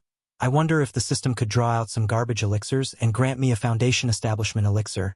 If there was a Supreme Foundation Establishment elixir by the system, and then I find another physical body-oriented Foundation Establishment spiritual object, and my spiritual root gets an upgrade, advancing from lower grade to middle grade, then my success in Foundation Establishment would be practically guaranteed. Lu Chongqing thought inwardly. He was really looking forward to the system granting him a Foundation Establishment elixir before he prepared for it. That way, he wouldn't have to worry about Foundation Establishment anymore. Chapter 183. System Panel Activation. Lottery. _1 time flew by and more than 3 months passed. On this day, Lu Chongqing's 59th child was born. This child possessed a spiritual root. Not long ago, a child born to Xiao Yuyao also possessed an 8th grade spiritual root. This moment marked the total number of Lu Chongqing's children with spiritual roots reaching 10. At the same time, 2 system notification sounds rang out. Congratulations to the host for giving birth to 10 children with spiritual roots. You have earned 1 lottery draw. The host now has a total of 50 children, with 10 possessing spiritual roots, and the system panel has been unlocked. System panel? Lu Chongqing was not surprised by the first system notification, but upon seeing the second notification from the system, he couldn't help but feel surprised and bewildered. He didn't expect that aside from receiving the customary child money from the system, he would also unlock a system panel. Isn't the system panel something that should be available as soon as the system is activated? Why is it only unlocking now for me and even requires prerequisites? Lu Chongqing wondered aloud, but he didn't dwell on it too much. It might be that the author initially forgot and only thought to add it later on. Lu Chongqing silently called System Panel in his mind and opened his system panel. Name: Lu Chongqing. Status: son-in-law of the Lu family of Qingzhou Mountain. Cultivation level: 7th level energy refinement. Lifespan: 25/163. Talent: 7th grade spiritual root. Cultivation technique: Immortal beauty technique, 100 refinements treasure body art, 7 luminaries great freedom sword scripture. Spells: Flame bullet technique, wind control skill, object manipulating technique, aura concealment technique, spiritual eye technique, sound transmitting technique. Skills: Talisman making, 2nd rank, puppetry, 2nd rank, spiritual pets, 9 netherhound, peach blossom goo, items, golden light brick talisman treasure, peach blossom goo, black dragon magical bead, book of malevolent curses and fates, children, 5966, view details. At once, a straightforward interface appeared. It allowed Lu Chongqing to see his situation and information at a glance. My lifespan is only 163 years? Lu Chongqing looked at the lifespan column. He had previously thought that after consuming the lifespan extension pill, which added 50 years, he had a lifespan of 170 years. It turned out to be only 163 years. It seems that I am not quite the person of prolonged lifespan and good health. Lu Chongqing didn't concern himself with those few years of lifespan and looked towards the bottom row of the interface, where his children were listed. With a slight intent of his mental spirit, the interface before him changed.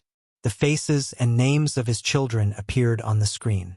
Lu Pingon, Lu Wuyu, Lu Wuyo, Lu Shila, Lu Xianji, Lu Chuanjin.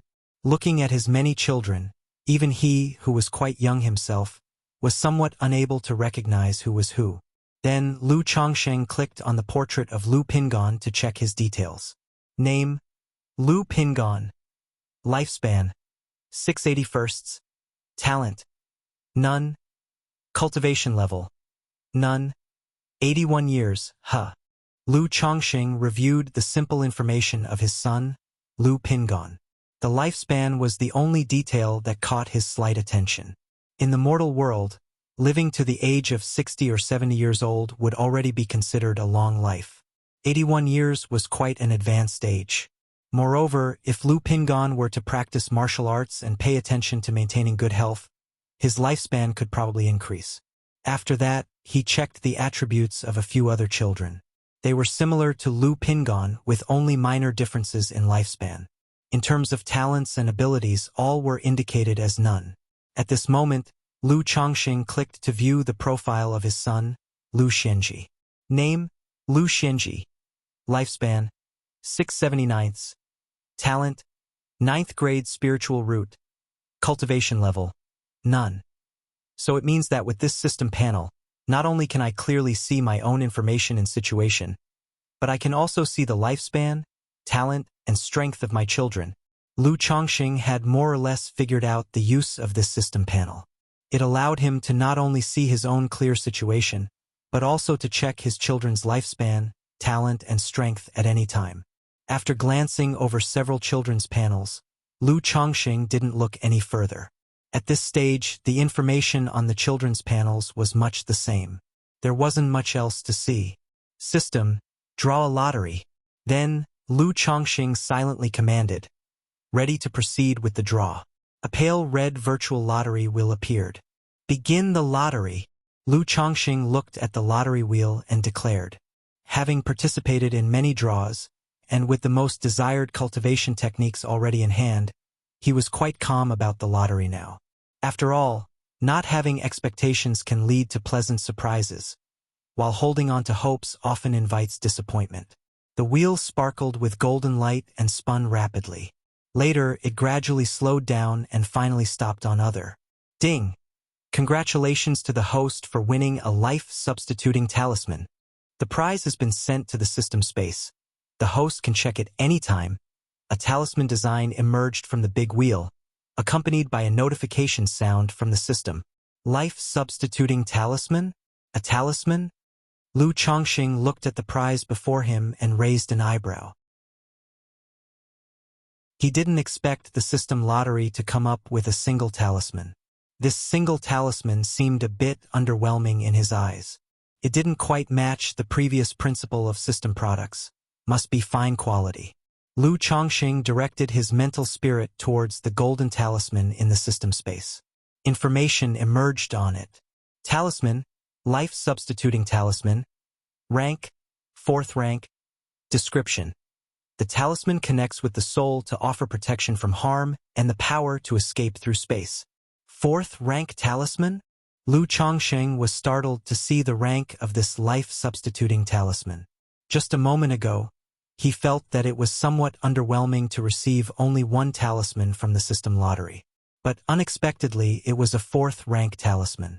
As far as Lu Chongqing knew, in the cultivation world, even 2nd rank supreme talismans were already extremely rare. A 3rd rank talisman was considered a strategic level resource that money couldn't easily buy.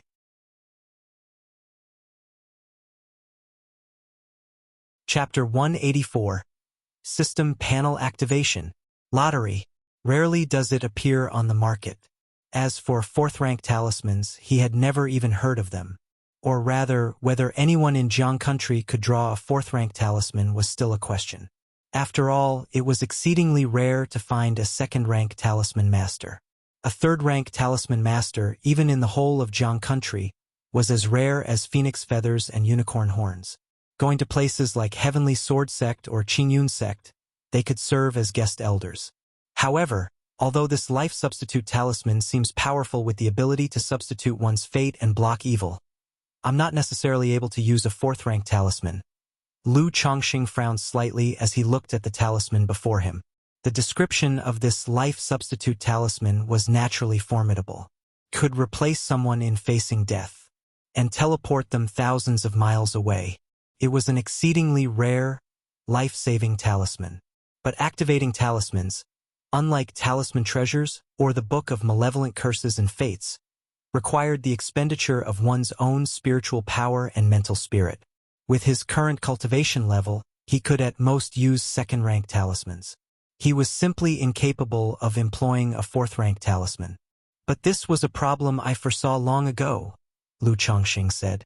My cultivation is too low at the moment and the ceiling for the system's prizes tends to be rather high. Just like when I drew magical treasures from the lottery, if I didn't have the 100 refinements treasure body art, I'd just be collecting dust. He let out a sigh, not dwelling on it further. He retrieved the life substitute talisman from the system space.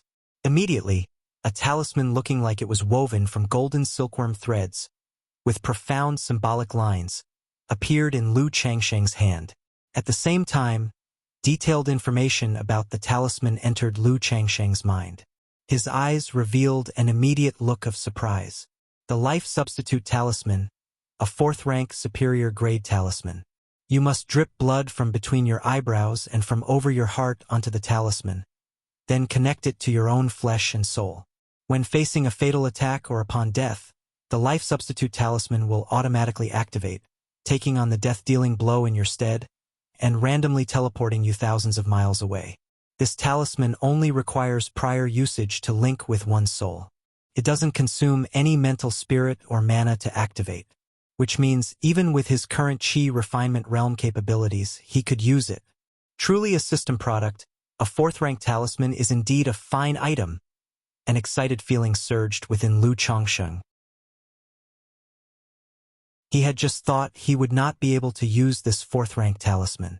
With this life substitute talisman, as long as I don't meet a nascent soul true lord, even if I face a nascent soul immortal, I can escape with my life. His heart swelled with joy.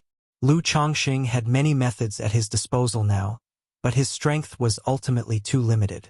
Even facing a foundation-building great cultivator posed a danger. But now with this fourth-rank life substitute talisman, he had an added layer of assurance. He could preserve his life and escape even against foundation establishment great cultivators and nascent soul immortals. As for nascent soul true lords, Lu Chongqing dared not claim certainty. Then, Lu Chongqing examined the golden talisman in his hand, 1 inch wide and 3 inches long, trying to discern any clues from it. Is this what a fourth-rank talisman looks like? I actually can't even tell what material was used for the talisman paper, nor can I understand any of the patterns of the rune lines drawn on it. He mused after a while. He was hoping that with his second-rank talisman-making skill, he might be able to glean something from this fourth-rank talisman, attempt to create a life-saving talisman with a similar effect.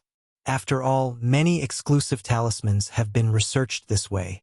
He acquired second-rank talisman-making skill not just for the experience, but it also included all the common basic talismans. However, this did not cover those rare and exclusive paths of talisman lore. But after a while, Lu Chongqing understood he was overthinking it. His second-rank talisman-making skill was completely outclassed by this fourth-rank talisman, as if an elementary school student were trying to understand advanced mathematics.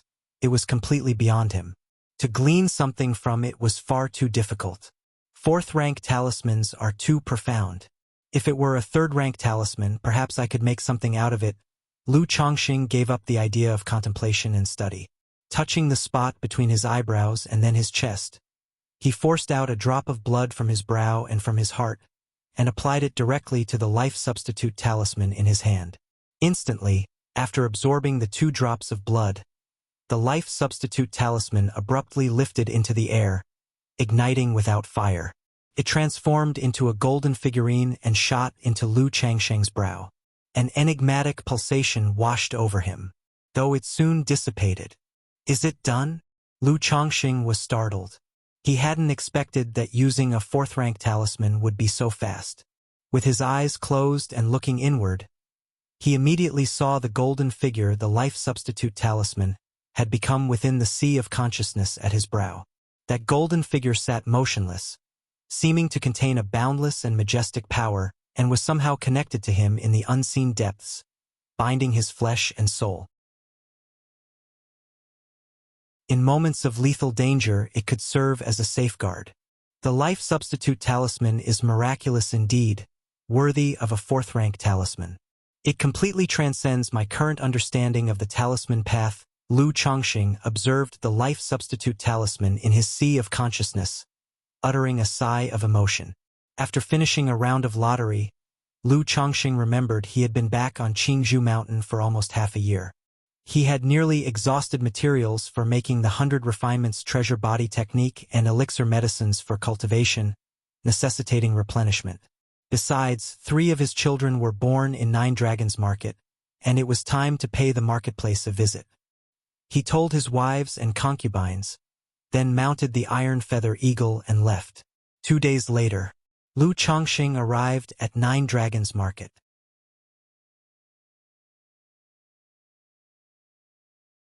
Chapter 185. System Panel Activation. Lottery. After purchasing a batch of materials and elixir medicines in the marketplace, Lu Changsheng also stayed casually in Nine Dragons Market for 2 days. During these 2 days, Lu Changsheng visited Lu Miaoge in the spiritual talisman shop for a chat. He also took the opportunity to catch up with Yu Maoqing and Gao He. 2 days later, Lu Changsheng rode the Iron Feather Eagle back to Qingzhou Mountain. As for the child, Lu Changsheng did not bring him, mainly because it was really inconvenient to ride the Iron Feather Eagle while holding the child. If there were any accidents, that would be even more problematic. So, he temporarily left the child in Nine Dragons Market, under the good care of a maid. Shortly after leaving the marketplace, Lu Changsheng suddenly sensed fluctuations from a magical battle coming from the side.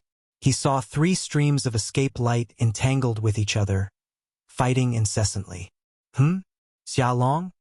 Lu Changsheng looked at the cultivator in the lead, who was controlling a cloudy magic artifact and quickly escaping, and couldn't help but raise his eyebrow. This cultivator was his neighbor, Xia Long brother. If you are willing to hand over the opportunity from within the Purple Shadow secret realm, in consideration of our past friendship, I can spare your life, said an elder while attacking Xia Long with a hammer-shaped magic artifact. With him was a young man. This young man was holding a stack of talismans, continually activating them, bombarding Xia Long chaotically, and restraining him. Lu Changsheng could tell that the elder should be in the energy refinement late stage, while the young man was only in the middle stage. Under the attack of the two, Xia Long appeared pale, with wounds on his body, only able to continuously defend, fending off the assaults of the two while escaping towards Nine Dragons Marketplace. To save or not to save? Upon seeing this scene, Lu Changsheng's brows furrowed slightly. Although he knew Xia Long, his relationship with this neighbor was mediocre. They barely had any interaction beyond nodding acquaintances and some business dealings. Lu Daoist, Xia has been ambushed by these two. Please lend your assistance. I will definitely reward you handsomely after this. At this moment, the pale-faced Xia Long, who was rapidly escaping, also saw Lu Changsheng. Seeing him like spotting a life-saving straw, he immediately shouted out for help. Fellow Daoist, please do not meddle in others' affairs.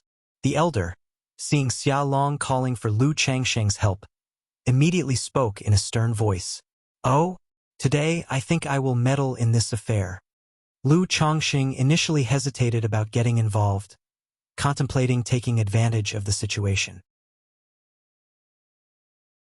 But upon seeing the elder, he decided that he was going to intervene, because he somewhat recognized this elder, who was the shop owner of a spiritual talisman store called Little Symbol Hall. When he first arrived at Nine Dragons Market, he had been looking for a spiritual talisman shop to sell his talismans. He had sold talismans twice at Little Symbol Hall, and after the second sale, the other party tracked him with marked spirit stones. All these incidents, Lu Chongqing remembered them well. Now, in this situation, he felt no psychological burden to act. No sooner had he spoken, Lu Chongqing slapped his storage bag, and the green-faced sword was unsheathed. Turning into a stream of green-gold light, the radiance of the sword surged as it flew slashing towards the middle-stage young man. "Songer, be careful." The elder, seeing the sharp flying sword suddenly attacking, immediately shouted a warning. Knowing his grandson was in danger from this unanticipated strike, he activated a talisman, which turned into a layer of azure light shield, enveloping the young man. "Thank you, Lu Daoist." Xiaolong also saw Lu Changsheng's intervention. His expression instantly became one of relief, and then turned fierce as he stopped fleeing. A green talisman appeared in his hand, which he used on himself to temporarily stop the bleeding. He then commanded his magic artifact, attacking the elder at the energy refinement late stage. Clang! The green-faced sword struck the light shield surrounding the young man, immediately darkening its spiritual light and covering it with dense cracks. However, at the same moment, Lu Chongqing released 2 talismans from his hand.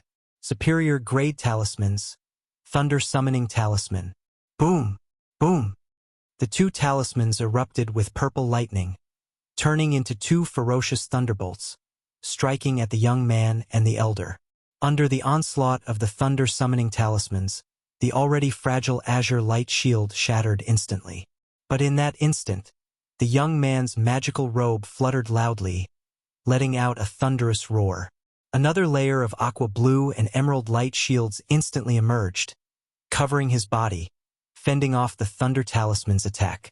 "Well, looks like he's quite wealthy," remarked Lu Chongqing, somewhat surprised. He had not expected the young man to have 2 protective magic artifacts on him. But reflecting on it, it made sense, as the elder owned a spiritual talisman shop. Even if it was just a small shop, its wealth was incomparable to that of an average cultivator. With a thought, he focused his mental spirit and had the green-faced sword's radiance continue its surge with relentless sword chi, attacking the young man. Seeing this, the young man brought out an umbrella-shaped magic artifact to confront and defend against the green-faced sword, fending off its brilliance. The robe on his body continued to flutter and spread out aqua blue light, resisting the remaining waves of sword chi emitted by the green-faced sword.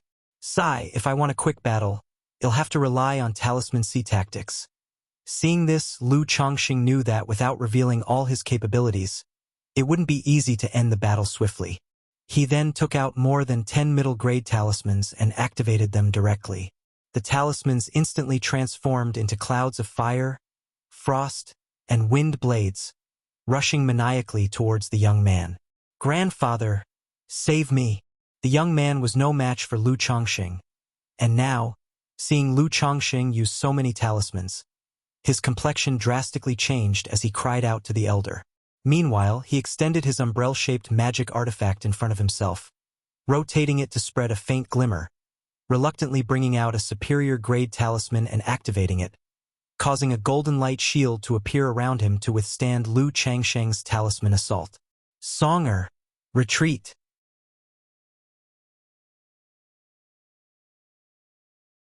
Chapter 186. System Panel Activation. Lottery. For the elder who was entangled with Xiaolong saw this scene, and his face also turned ugly.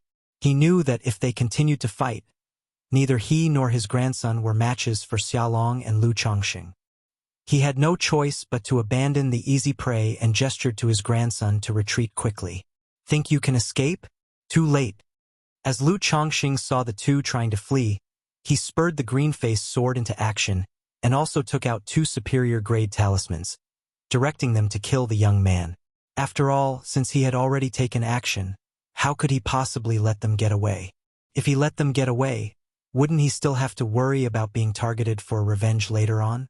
Superior Grade Talisman. Thunder Summoning Talisman. Superior Grade Talisman. Binding Body Talisman. At the same time, a golden fierce sword light burst forth from his fingertips. 7 Luminaries Sword Light. Facing Lu Changsheng's flying sword assault, as well as over a dozen middle-grade talismans, the young man was already struggling to defend and could barely hold on using his talisman magic artifacts. Now the Thunder Summoning Talisman and Binding Body Talisman struck, directly blasting his shield magic artifact hovering in the void and shattering the protective light shield around him, leaving him bound in place. Spurt! Spurt! The green-faced sword and 7 Luminaries Sword Light, upon breaking through the light shield, decapitated the young man and pierced through his chest. Songer, the elder, who was preparing to flee, saw his grandson killed and his eyes instantly reddened and cracked with fury. "I'm going to fight you with everything I've got." With eyes red with rage, the elder glared at Lu Changsheng and pulled out a dull, pigeon egg-sized orb from his storage bag, flinging it towards Lu Changsheng. At the same time, he activated several talismans and formed hand seals for the spiritual art, unleashing a set of flying needle magical instruments to attack Lu Changsheng. "Lu Daoist, be careful. That orb contains a Yin Thunderchild." As soon as Xia Long saw the gray orb, he immediately shouted a warning. He immediately formed hand seals for the spiritual art and took control of his magic artifact to kill the elder, trying to seize the opportunity to finish him off. Yin Thunderchild? Lu Changsheng was startled when he heard this. The Yin Thunderchild was similar to the Heavenly Thunder Pearl, a one-time treasure. Though not as powerful as the Heavenly Thunder Pearl, it was comparable to a strike from someone at the Foundation establishment stage. He quickly took out 3 Golden Light Barrier Talismans and a Supreme Talisman, stacking 3 layers of defense for himself and the Iron Feather Eagle, covered with streams of golden light. Damn it! The elder was not only furious but also felt utterly aggrieved when he saw Lu Changsheng using the talismans in such a manner. He knew with this setup, even the Yin Thunderchild wouldn't be able to kill Lu Changsheng. If the fight continued, judging by the methods Lu Changsheng had shown, only the elder himself would end up dead. Cough, cough. You killed my grandson. I swear this vendetta will not rest. One day I will make you pay with blood for this debt of blood. The elder's eyes shone with hatred, and he roared in a hoarse voice.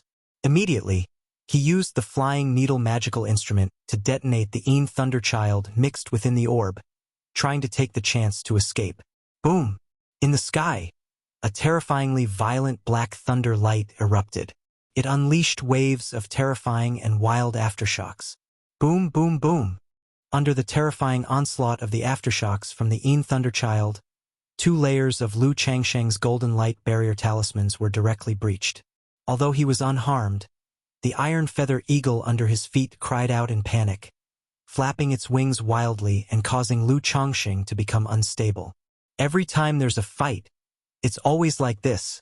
Seeing the state of the Iron Feather Eagle, Lu Changsheng frowned, knowing that once again the eagle was in a state of shock. He immediately took out a flying artifact from his storage bag and dismounted the Iron Feather Eagle to stand on the flying artifact. He then looked towards the fleeing elder, wanting to pursue and eradicate him completely. Cough, cough, cough. Meanwhile, Xia Long, who had just been blasted by the aftershocks of the Yin Thunderchild's explosion, was wounded and bloodied, his breath weak. His whole body was tottering in the air, looking like he might fall off his magic artifact at any moment. Xia Daoist. Lu Changsheng glanced at him. Lu Daoist, I'm fine. Xia Long coughed twice and weakly waved his hand to indicate he was all right. Seeing this, Lu Changsheng nodded and rode the flying artifact, manifesting the 7 Luminaries Sword Escape, transforming into a streak of escape light that shot out, chasing after the elder. With the elder in sight, Lu Changsheng no longer hid his cultivation level. He drove the green-faced sword with all his might, causing the sword to gleam brightly and emit the sound of dragons and cranes, sealing off the elder's path of escape. At the same time, 2 talismans appeared in his hand. Superior Grade Talisman, Soul-Shaking Talisman, Supreme Talisman, Thunder Talisman. What? Facing the fierce attack of the green-faced sword, the elder was severely shocked and attempted to defend using his magic artifact. But immediately following that, The sudden effect of the soul-shaking talisman caused his mental spirit to falter. His brain momentarily went blank, and his movements halted. However, he had a magic artifact on him that quickly cleared his mind and restored his senses. But just as he was regaining his senses, he saw an overwhelming and violent torrent of endless thunder light, like a thunder dragon, rolling towards him. No! The elder, seeing the approaching thunder light, had no choice but to desperately activate his spiritual energy shield and protective magic artifact. The next moment, the endless thunder light engulfed the elder. Then the thunder light vanished. While the elder was not yet dead, his body was scorched black, he was spitting blood, and he wobbled on the verge of falling. Spurt! With a cold flash, the green-faced sword radiated a fierce and domineering light, severing the old man's body in two.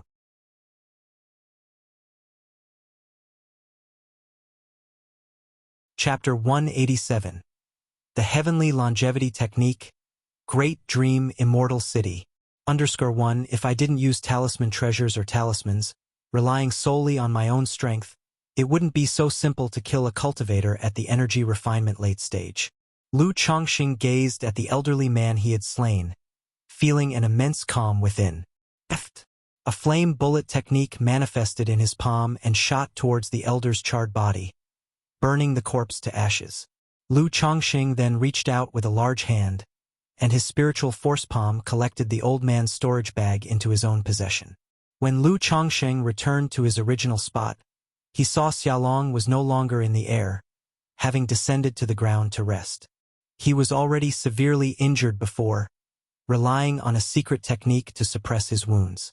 But the attack from Mean Thunderchild caused all his severe injuries to erupt, becoming even more critical. His entire body was emanating an air of death, giving off the impression of a lamp running out of oil. Cough, cough, cough. Thank you, Lu Daoist, for saving my life. Please accept Xia's bow. Xia Long sat on the ground, coughing up black blood and slightly bowing to Lu Chongqing as a gesture of thanks. Then, with trembling hands, he took out 2 storage bags from his garment and said, Lu Daoist, now that I am on the verge of death, what I cannot let go of the most are my children in the mortal world. If possible, I hope Lu Daoist can take care of my son. This is all my wealth, including a Foundation Establishment Spirit Object and chances I've obtained from the Purple Shadow Secret Realm. Take them as your reward. Xia Long handed over the storage bags to Lu Chongqing, speaking in a feeble tone. He was very clear about his present condition, teetering on the brink of death, unless there was a precious elixir or a medical expert to prolong his life. But now, with neither condition feasible, there was only the road to death. He even worried whether Lu Chongqing might covet his wealth. It would be better to offer everything he had on his person of his own volition, to beseech Lu Chongqing to look after his children. Although he wasn't very familiar with Lu Chongqing, they had only had sporadic contact and a few dealings in the past. However, based on their interactions and Lu Chongqing's timely assistance, Xia Long felt that he was a decent person, righteous in character. Take care of your children? Upon hearing this, Lu Chongqing's brow furrowed slightly. He had previously heard from Xia Long that he had a family in the mortal world, including a pair of children. He had fought so hard, hunting demon beasts and exploring ancient ruins not only to seek a chance at Foundation establishment, but also to pave the way for his son. Unexpectedly, facing death, Xia Long was still preoccupied with his children. Ah, what trouble you've brought upon yourself, Xia Daoist. Lu Chongqing sighed softly. In his view, if Xia Long hadn't been so desperate, given his cultivation level, he would surely have led a more than comfortable life. If Lu Daoist is unwilling, then let it be. Consider these things a token of gratitude for saving my life. The pale Xia Long said with bitterness in his voice. Ah, the love of a parent is indeed hard to fathom.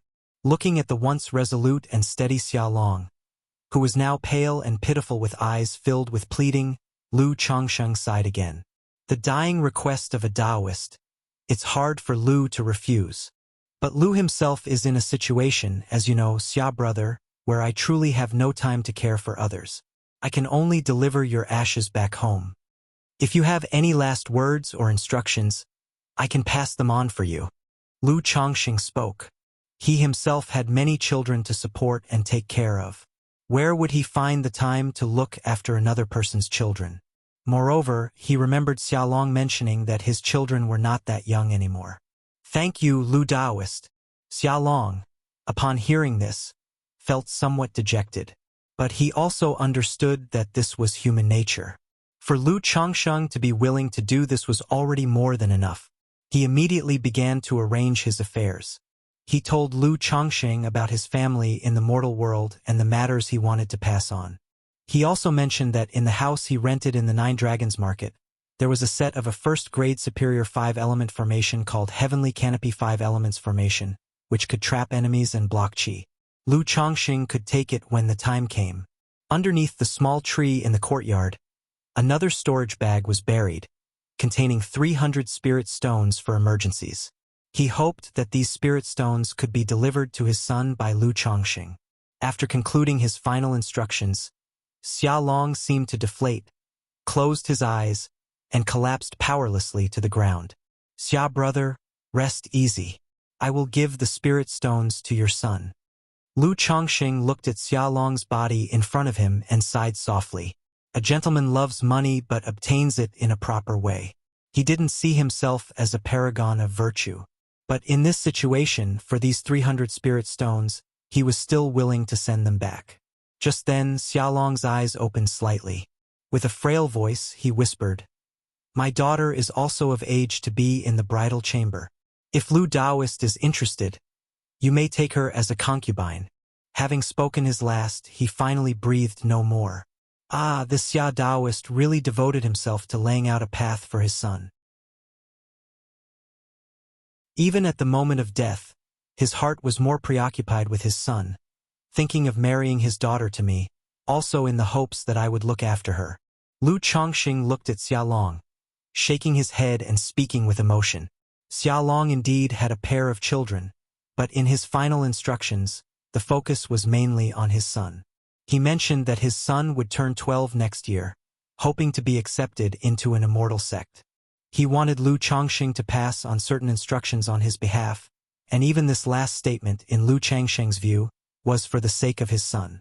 These sorts of matters were not for Lu Chongqing to judge or comment on. Looking at Xiaolong's body, once sure he was dead, Lu Chongqing cast a flame bullet technique, reducing Xiaolong to ashes. Then he took out a jade box, slightly raised his hand, and gathered the ashes into the box. Just now Xiaolong mentioned the Purple Shadow Secret Realm. He was coming from there when he encountered treachery.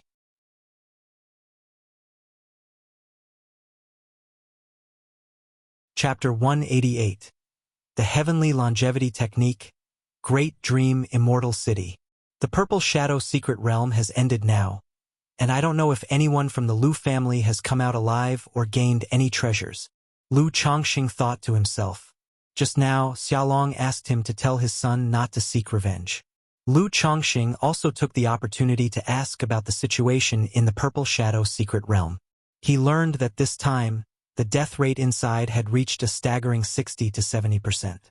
Originally, Xiaolong had entered with a team of 6, but in the end, only 2 came out.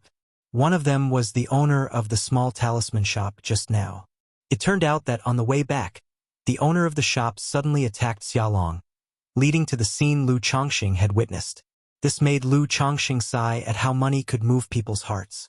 He was also worried about the situation of the Lu family. Without further thought, Lu Chongqing found the body of the young man from earlier, collected his magic artifacts and storage bag. He then used the beast control token to recall the frightened iron feather eagle and put it into the spiritual pet bag. Taking out an escape talisman, he left the area, found a cave and began to tally his gains. The Heaven and Earth Longevity Technique? To steal the vitality of heaven and earth for oneself. Lu Chongqing, after looking through the storage bag of Xiaolong, found a green jade slip and was startled by its contents. It contained a cultivation method called Heaven and Earth Longevity Technique. It allowed one to ignore innate talent.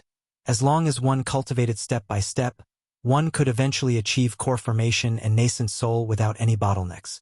Moreover, at the foundation establishment stage, one would possess a 300-year lifespan, at core formation 800 years, and at nascent soul stage 2,000 years. Of course, as formidable as this technique was, it also had a particularly harsh condition and a serious flaw. First, to cultivate the heaven and earth longevity technique, one needed to find a spirit plant of heaven and earth. Then, this spirit plant had to be refined into one's life-bound spiritual root. After that, the planter had to cultivate and nurture this spirit plant. With the help of the spirit plant, one could draw essence from heaven and earth, endless vitality, to nourish oneself. This would allow the cultivator of this technique to ignore their own innate talent, cultivate without any bottlenecks, and practice all the way to the nascent soul stage. Furthermore, their lifespan would far surpass that of cultivators at the same realm. A spirit plant that can be called a treasure of heaven and earth must at least be a third-rank spirit plant. To sustain such a plant, it must at least be planted above a second-grade spirit vein. And if one wishes to cultivate a third-rank spirit plant to perfection, to draw the essence of heaven and earth, endless vitality, then it must be planted in a land with a third-rank spirit vein. Moreover, once the spirit plant is planted, in order to cultivate the heaven and earth longevity technique, the cultivator cannot stray too far from the plant, effectively being bound to one place. Even if one meets these harsh conditions and cultivates the heaven and earth longevity technique, it also incredibly limited. Because the heaven and earth longevity technique is solely for the purpose of cultivation longevity, forsaking all offensive and defensive capabilities. All mana is used for nurturing the flesh and soul, leaving oneself without any combat ability. Even if one breaks through to the core formation stage, combat ability would only be comparable to the foundation establishment stage, and after breaking through to the nascent soul stage, it would only be comparable to the core formation stage. Lu Chongsheng looked at the recorded technique within the jade slip and couldn't help but shake his head. This technique was truly against the heavens. It allowed one to ignore the quality of their spiritual roots and cultivate to the nascent soul stage without any bottlenecks. And the lifespan is double that of peers at the same realm. But the conditions for cultivation were also extremely harsh, and its flaw was very apparent. Once cultivated, there would be no spells or abilities to protect oneself. On the path of cultivation, there are countless hardships. If there is no divine protection or skills for battle, what use is a longer life? Sooner or later, it will end with both body and path perishing. This heaven and earth longevity technique is only suitable for the powerful and their kin within the cultivation world, who have protection, do not need to fight with others, and can live peacefully in their own haven. Otherwise, for ordinary cultivators, this method's harsh conditions alone are enough to make one give up, let alone achieve successful cultivation. Lu Chongsheng exclaimed aloud. But the next moment, Lu Changsheng's brow furrowed as if he'd thought of something. Although the heaven and earth longevity technique is not suitable for me, it's quite suitable for the likes of Jinjin and Miaoyun, even the children like Xiaoqi, who could cultivate this heaven and earth longevity technique in the future. As long as I become a nascent soul immortal or a nascent soul true lord, I can provide such conditions for cultivation, offer them a pure land, and let them practice the heaven and earth longevity technique. Lu Chongsheng suddenly thought to himself. For himself, with the backing of a system, Lu Chongsheng was confident that his future cultivation would be unhindered. But for his wives and children it was difficult. Chu Zhenjin, with an 8th grade spiritual root, had taken many years just to break through to the 2nd level of energy refinement. Lu Miaoyun, although she had a 7th grade spiritual root and was at the 4th level of energy refinement when she married him. But because of childbirth and taking care of the children, her cultivation progressed very slowly. She is still at the peak of the 4th level of energy refinement. She had almost given up on cultivation. As for Lu Xianji, Lu Chuanjin, and the other children, they had spiritual roots, but all were lower-grade spiritual roots.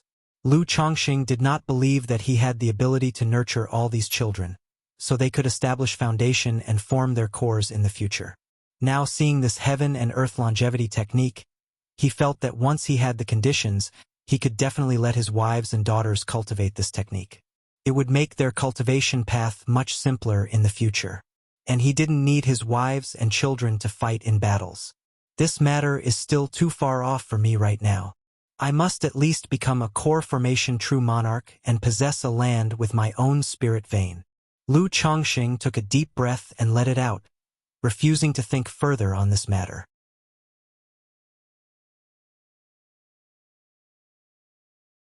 Chapter 189. The Heavenly Longevity Technique. Great Dream Immortal City.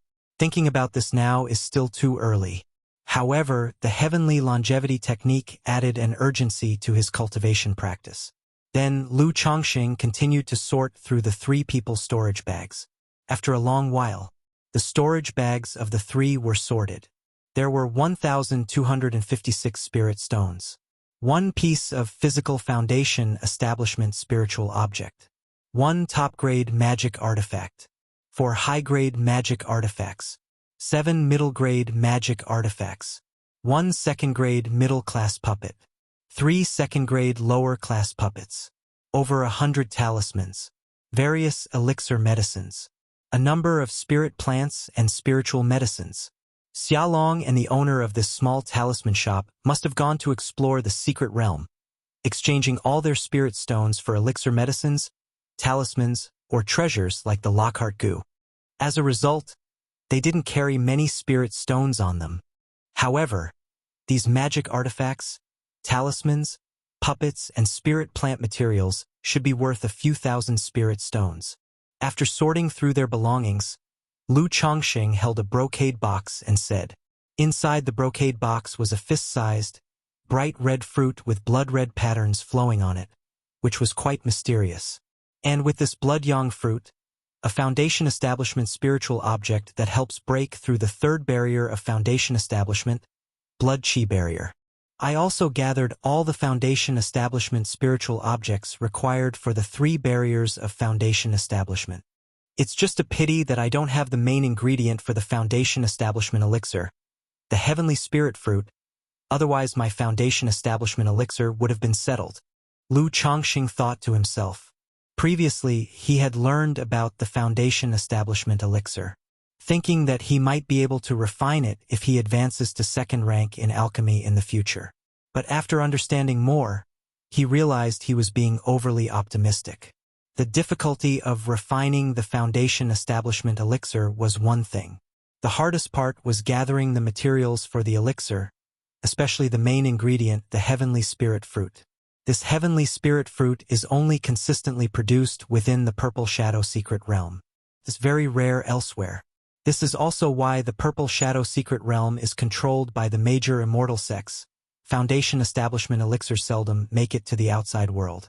Soon after, Lu Chongqing took a short break to allow the Iron Feather Eagle to recover, and then he rode it back to the 9 Dragons Market.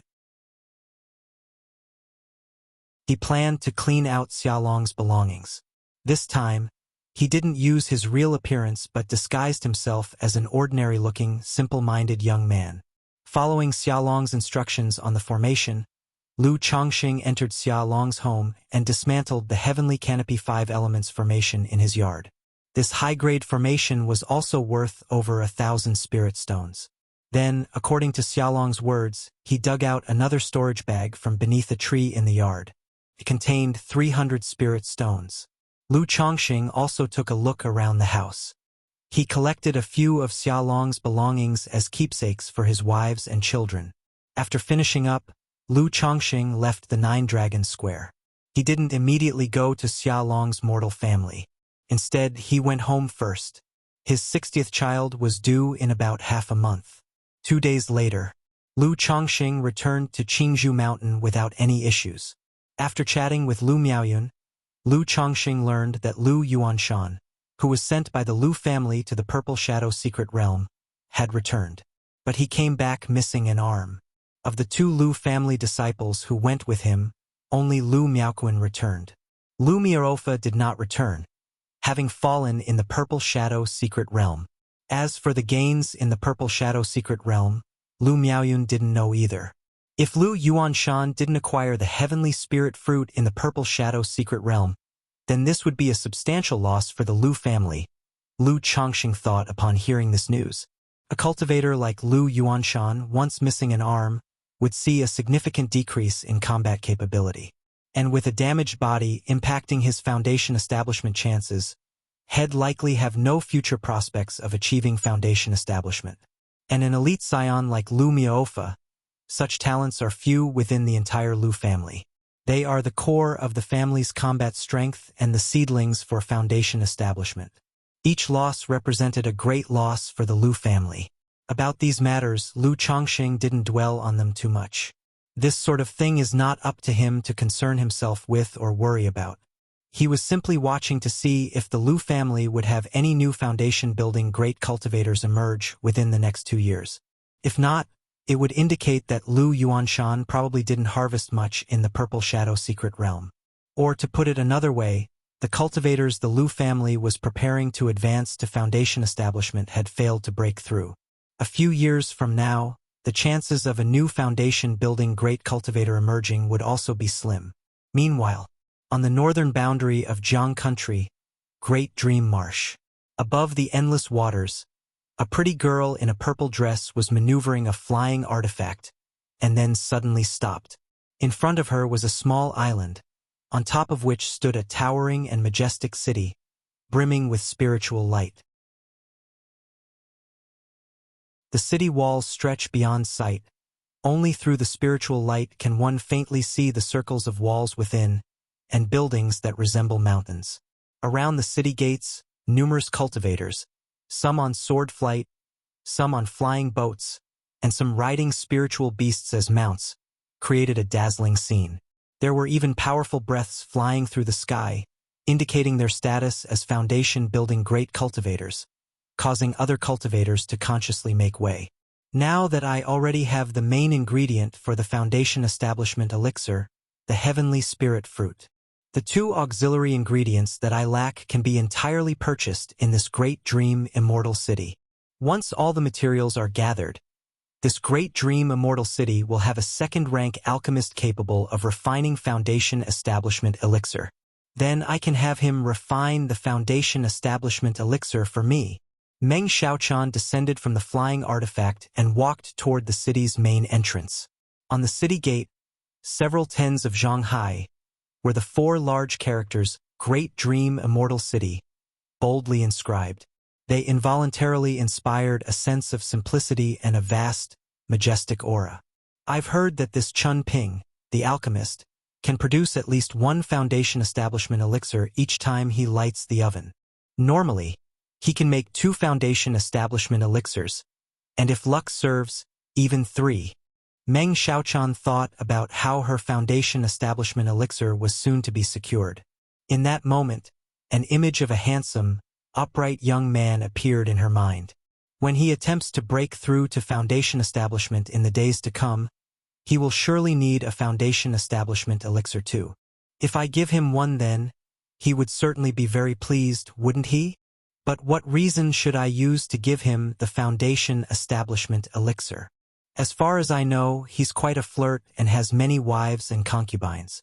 If I give him the foundation establishment elixir, what am I to do if he then proposes and asks me to become his Dao companion? Meng Xiaocan's mood suddenly became indecisive, and her cheeks bloomed with a flush. At that time, should I accept or not? If I agree straight away, wouldn't it seem too hasty and make me look undignified? Meng Xiaocan's heart raced in that moment, like a deer in chaos, as she instinctively covered her flushed cheeks with her hands. Her mind raced with thoughts of the potential scene. And then, in the next moment, Meng Xiaochan suddenly shook herself sharply. Fear flashed through her eyes. No, I must break through to foundation establishment as soon as possible, or else the influence of the Lockhart goo will become more severe on me. Meng Xiaochan bit her lip, pointed a finger at her forehead, and her eyes shone with determination. Half a month later, Lu Changsheng's 60th child was born. There's no gift money.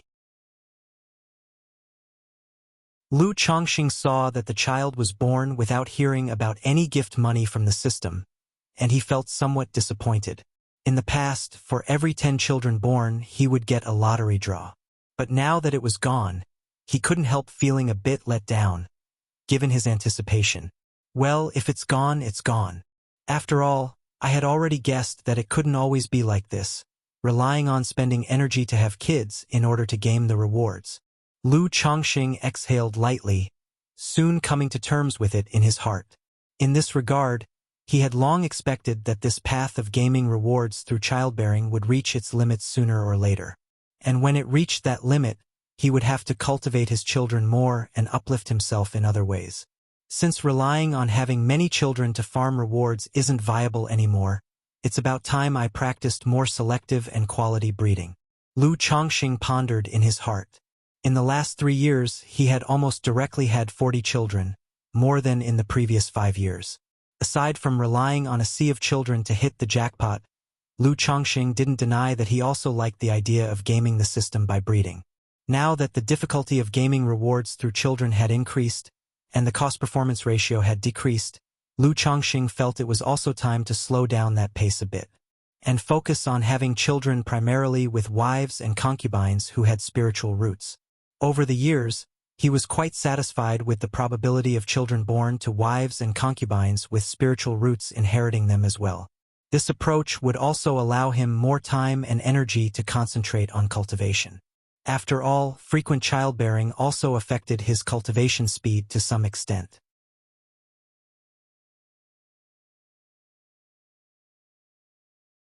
Chapter 190.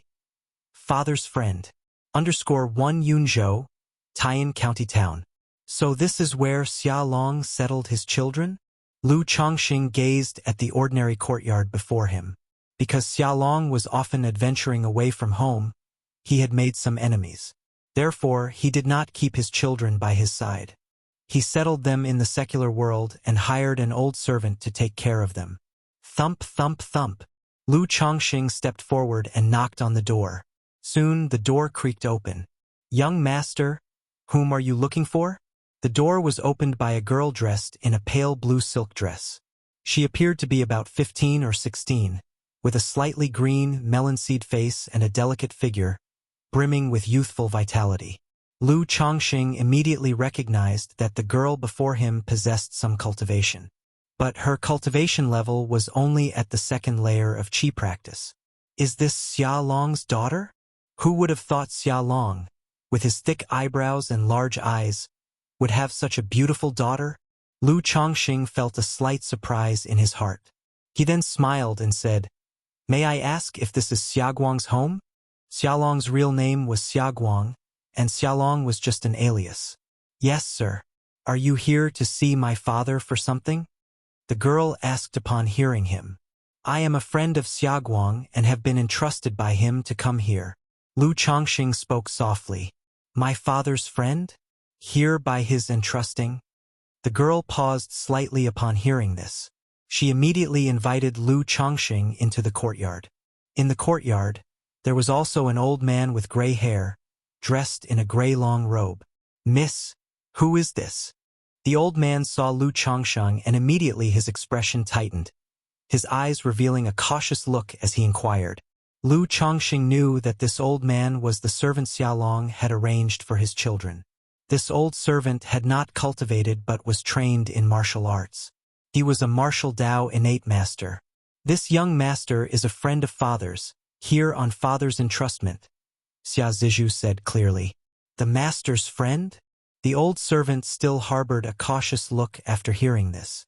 "Rest assured, my visit is indeed about affairs entrusted by Xiaguang."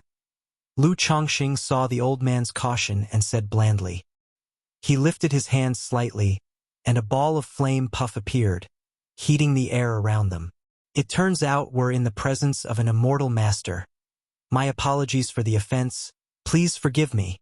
Seeing this skill from Lu Chongqing, the old servant no longer doubted and bowed in greeting. "I wonder what a fair father has entrusted to the senior." After leading Lu Chongqing to the living room, Xia Zizhu pressed her lips together, her expression a mix of nervousness and hope. Her father seldom brought any friends home, nor had he asked friends to visit. This unexpected commission filled her with an ominous premonition. Lu Chongxing sighed softly upon seeing the girl's expression. He took out Xiaolong's urn from the storage bag. Xiaolong met with misfortune while competing for an opportunity outside and passed away. Before his death, he entrusted me with some affairs, asking me to inform you and your brother. Lu Chongxing spoke out loud. How can this be? The girl, struck as if by lightning, turned pale as her usually bright and tender face lost all color, feeling icy cold in her hands and feet. Father! Then, with a face full of grief and sorrow, she cried out woefully and fell to the ground powerless. Take solace in conformity to fate. Lu Chongxing promptly supported the soft body of the girl. In his heart, he also took this as a warning. One must be more cautious in life and actions. Otherwise, in case of an unforeseen incident, the situation Xiaolong found himself in would be a sobering precedent. Father lied to me. You clearly said that after this year, you would stop adventuring and stay home to accompany me and my brother. How could you be gone? The girl's face, filled with sorrow, presented a pitiful and tearful sight, her lips trembling. After a moment, she realized that she was somewhat uncontrolled and hastily wiped away her tears. Her face slightly flushed. She bowed gracefully to Lu Chongxing, saying, "Thank you, Senior, for understanding my loss of composure. It's all right. Such emotions are natural for anyone." Lu Chongxing sighed lightly. If she hadn't shown any grief or sorrow, he wouldn't have known what to say. Seeing the girl's mood start to stabilize, Lu Chongxing began to convey Xiaolong's last words and affairs. At this time, Xia Zizhu also called back her brother, Xia Zhaoyang. Xia Zhaoyang was 11 years old this year, becoming increasingly handsome. Dressed in a light green scholar's robe, he had an air of scholarly elegance. He bore a resemblance to his father, Xiaolong, but they differed greatly in temperament. Lu Chongxing guessed that Xiaolong had fought his way up on his journey. Therefore, he took great care to protect his son. He didn't want his son to follow his own path. Hopefully, in the future, he could enter an immortal sect and cultivate peacefully. Learning of his father's demise, Xia Zhaoyang too was deeply grieved. But his character was resolute, and he bowed in gratitude to Lu Chongxing. Then, Lu Chongxing took out a few of Xiaolong's personal items and a storage bag containing 300 spirit stones, and handed them to the siblings. Now that Xiaolong's entrusted matters are fully conveyed, I shall take my leave. Having finished explaining the matters, Lu Chongxing turned to depart. Thank you, Senior, for returning my father's belongings and ashes. Such a great kindness leaves us, brother and sister, without the means to repay. I am willing to become a servant or maid to repay this debt of gratitude to the Senior. At this moment, with lips lightly pursed and eyes brimming with tears, Xia Zizhu knelt resolutely before Lu Chongxing and said, "There's no need for that. Xiaolong has already compensated me for this matter," Lu Chongxing replied, reaching out to help the girl up, but she was stubborn, seemingly unwilling to rise unless Lu Chongxing agreed. Now my brother and I are all alone in this world, and it's difficult to survive. I hope, for my father's sake, you can look after my brother a bit. I am willing to serve you as a servant or maid, to labor like an ox or horse, to repay this debt of gratitude. The girl looked up at Lu Chongxing with a pitiful and touching gaze.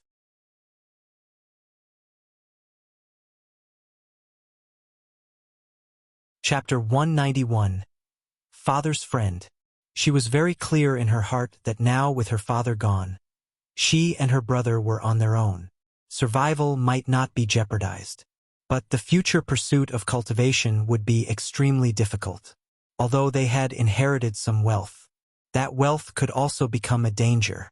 Moreover, it was uncertain whether her father had enemies out there. Since her father had entrusted their matters to the man before her, Lu Chongxing, and Lu Chongxing did not covet their wealth, proved his character was trustworthy. Therefore, under such circumstances, after briefly considering it in her mind, she decided to offer herself to Lu Chongxing as a servant or a maid. The man before her, Lu Chongxing, was not only her father's good friend and a cultivator, but he was also reliable in character.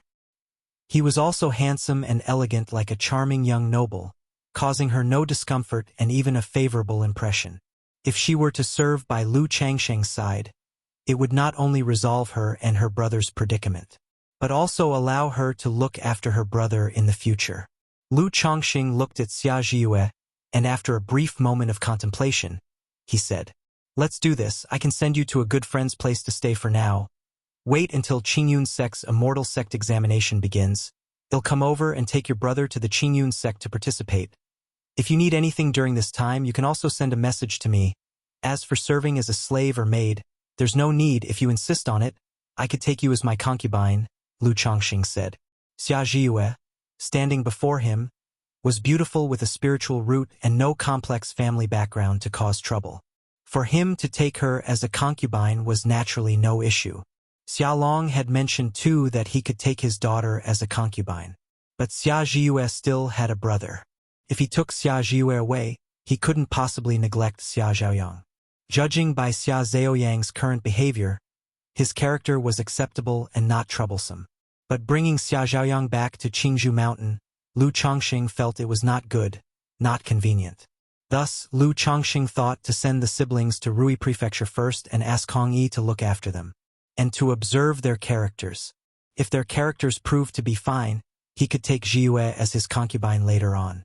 Moreover, from Xiaolong's last words, his son had an excellent spiritual root, almost certain to be accepted into the Immortal sects.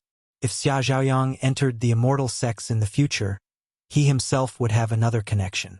After all, he long preferred a secluded life, which inevitably led to scarcity of information. Having a younger brother-in-law in the sects could provide more sources of information on major affairs. "Thank you, senior." Upon hearing this, Xia Zhiyue immediately bowed to Lu Changsheng with grateful joy on her face. She also pulled Xia Zhaoyang along to bow deeply to Lu Changsheng. The little lady also wishes to simply handle father's funeral and arrange for him to be buried next to mother. At that moment, Xia Zhiyue pressed her lips together and continued to speak. "It's no trouble. I can stay here for a few days, and you can handle whatever you need." Lu Changxing nodded and said, "Thank you, Uncle Lu." Xia Zhiyue once again bowed to Lu Changxing.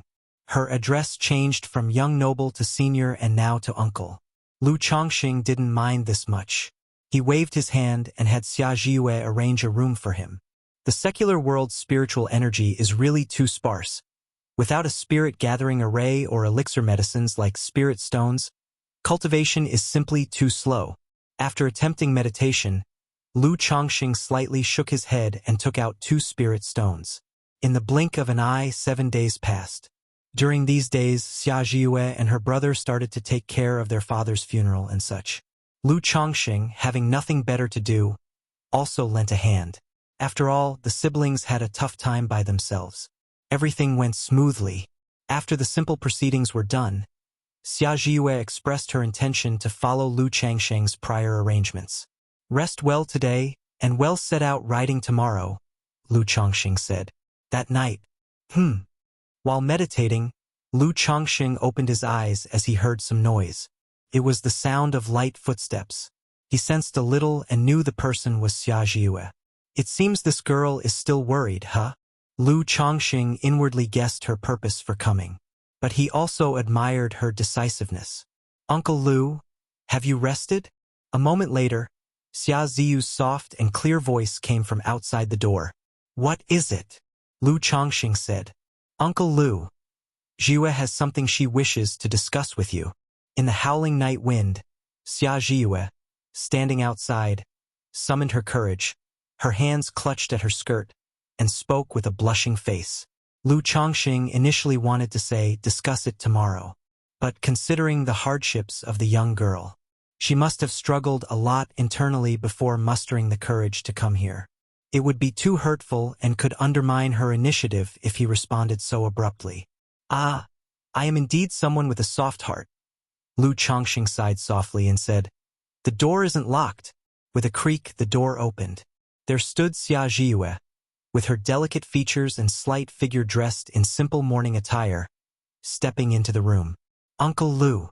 Upon entering the room and closing the door, Xia Zhiyue called out softly. Her voice was shy but pure and attractive. "Yuer, what is it that you wish to speak about?" Bathed in moonlight within the dimly lit room, Lu Chongqing stood up, gazing at Xia Ziyu's delicate figure, and said with a gentle chuckle. Xia Ziyue, clutching the corners of her clothes, suddenly looked up, her face flushed as she rushed into Lu Changsheng's embrace.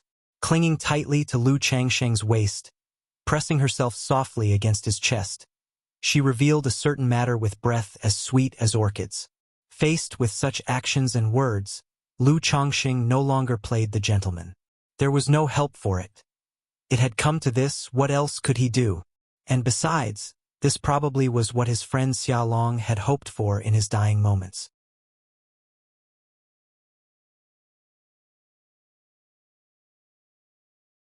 Chapter 192. Father's Friend. Uncle Lu. Before long, the young girl tilted her neck back, her breathing quickened. Afterwards, Lu Chongqing gently caressed Xia Ziyue, who was nestled in his arms, her face flushed red like mushy mud. "Uncle Lu." Xia Ziyue curled up in Lu Changsheng's arms, her face brilliantly red, and called out with a somewhat hoarse and sweet voice. "It's all right, just rest well." Lu Chongqing cast a cleansing technique to clean the sweat and spoke with a gentle voice. "Ham." The girl had been through so many ups and downs these past few days, and had been so busy that she was already mentally exhausted. Having gone through such turmoil, she was even more worn out and soon fell asleep. "Xiaolong, my brother, you've really given me two huge gifts." Lu Chongqing looked at Xia Ziyu's delicate face, murmuring to himself. Just now, Xia Ziyue had divulged a piece of information to him. She mentioned that she possesses a latent physique. The probability of her future children having a spiritual root could be increased. Thus, if Lu Chongqing wished, she could bear children for him. Lu Chongqing had never had any aversion to Xia Ziyue. Now that she had come forward willingly, revealing such information, he was even less likely to refuse. After all, such a physique was very likely the legendary spiritual body. Is it a spirit-nurturing physique, then? Lu Chongqing vaguely remembered seeing such a physical constitution among the different types of spiritual bodies. However, the specifics were unclear to him. Even Xia Ziyue herself did not fully understand. She only knew that her mother possessed such a physique. It was the reason both she and her brother had spiritual roots. The next day, Lu Chongqing rode an iron feather eagle, taking the siblings to Rui Prefecture to find Hong Yi. It had been a few years since he last saw Hong Yi. Moreover, he had some matters to discuss with Hong Yi this trip. 4 days later, the iron feather eagle landed in a deserted place outside Rui County City. Lu Chongqing took out a communication talisman to send a message to Hong Yi. Then, he arrived in Rui County City with Xia Ziyue and Xia Zhaoyang. "Brother Lu, long time no see, your elegance has only increased with time." Hong Yi was waiting outside Rui County City, and immediately approached with a smile upon seeing Lu Chongqing. He wore a purple gold crown and a robe of purple silk, radiating nobility and dignity. "Brother Hong seems well too." Lu Chongqing spoke with a smile as well. Over the years, he had exchanged letters with Hong Yi. Their reunion felt familiar, without any awkwardness. After making sure Xia Ziyue and Xia Zhaoyang were well settled, the two went to the Rui Tower to catch up and chat. During the conversation, Lu Chongqing informed Hong Yi about the siblings and asked him to look after them. Hong Yi readily agreed, assuring Lu Chongqing that all would be well. At the same time, Lu Chongqing also mentioned that next year he would start sending his children to the secular world. He asked Hong Yi to help arrange for a big estate, as well as martial masters, tutors, protectors, and servants. "Please rest assured, Brother Lu. I can take care of these trivial matters." Upon hearing this, Hong Yi was overjoyed. Thanks to the talisman business with Lu Chongqing, his status within the Rui Marquis mansion had risen continuously. Now, the position of the crown prince was almost within his reach. Now that Lu Chongqing was willing to settle his secular children at the Rui Marquis mansion, it showed that the tie between him and Lu Chongqing was thoroughly secure. Naturally, he was extremely happy and willing. Don't trouble yourself, Hong brother. Oh, there's one more thing I'd like to ask for your help with. Lu Chongqing then remembered Chu Zhenshin's matter. He asked Hong Yi to investigate the force behind the old man who had killed Chu Zhenshin's family, the cultivator. Chu Zhenshin's matter was something Lu Chongqing felt he now had the ability to handle. Naturally, he wanted to solve the revenge for Chu Zhenshin. After all, she had given birth to 3 children for him, so it was the least he could do. No problem. This matter is not difficult for me. They'll handle it and will send someone to inform you immediately when there's news. Hong Yi replied confidently. Thank you, Brother Hong. I didn't bring any gifts this trip, so please accept these 3 talismans. Lu Chongqing took out 3 superior-grade talismans and handed them to Hong Yi. These matters were naturally not worth the price of 3 superior-grade talismans. However, when it came to reciprocation in relationships, he never let others feel shortchanged. Especially after dealing with Hong Yi so many times, he knew him to be a trustworthy person. So, giving a bit extra was a small price to pay for a good relationship. Brother Lu, you are being too generous. I gladly accept your kind gesture. Hong Yi accepted without any false modesty. He understood that this benefit exchange was conducive to strengthening their relationship. However, when he took the 3 talismans in his hand, he immediately felt something was amiss. After a few glances, he was somewhat surprised and looked at Lu Chongqing incredulously. Brother Lu, what are these talismans? They don't look like middle-grade ones. Could they possibly be... That's right, they are superior-grade talismans, the Golden Light Barrier Talisman, capable of blocking a strike from an energy refinement late stage. I was fortunate enough to become a superior-grade talisman master not long ago and made a few for self-defense. Lu Chongqing explained. Beyond interpersonal transactions, Lu Chongqing felt the need to subtly reveal some of his own strength and value. Only by doing so could the interaction between the 2 remain stable and long-lasting. Superior-grade talisman, Golden Light Barrier Talisman. Brother Lu has advanced to a superior-grade talisman master. Upon hearing this, Hong Yi was stunned and entirely amazed. His mind was filled with shock, looking at Lu Chongqing in disbelief. Initially, he had nurtured a good relationship with Lu Chongqing because he had seen Lu Changsheng's extraordinary talent in the talisman path. He had the potential to become a superior-grade talisman master. He wanted to establish a relationship early on with a superior-grade talisman master. It had only been 5 years, and Lu Chongqing had advanced from a lower-grade talisman master to a superior-grade talisman master. Such a pace was nothing short of astounding.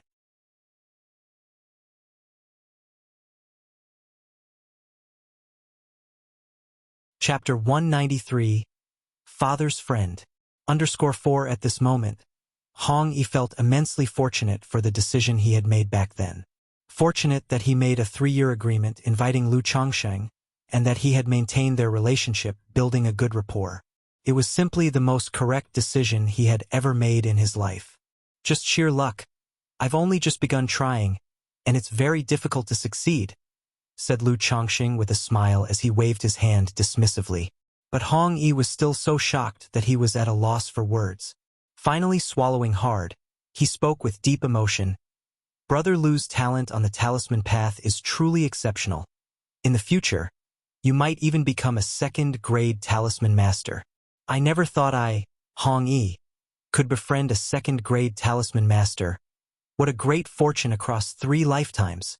But this talisman is too precious, Brother Lu, you should take it back, Hong Yi said reluctantly.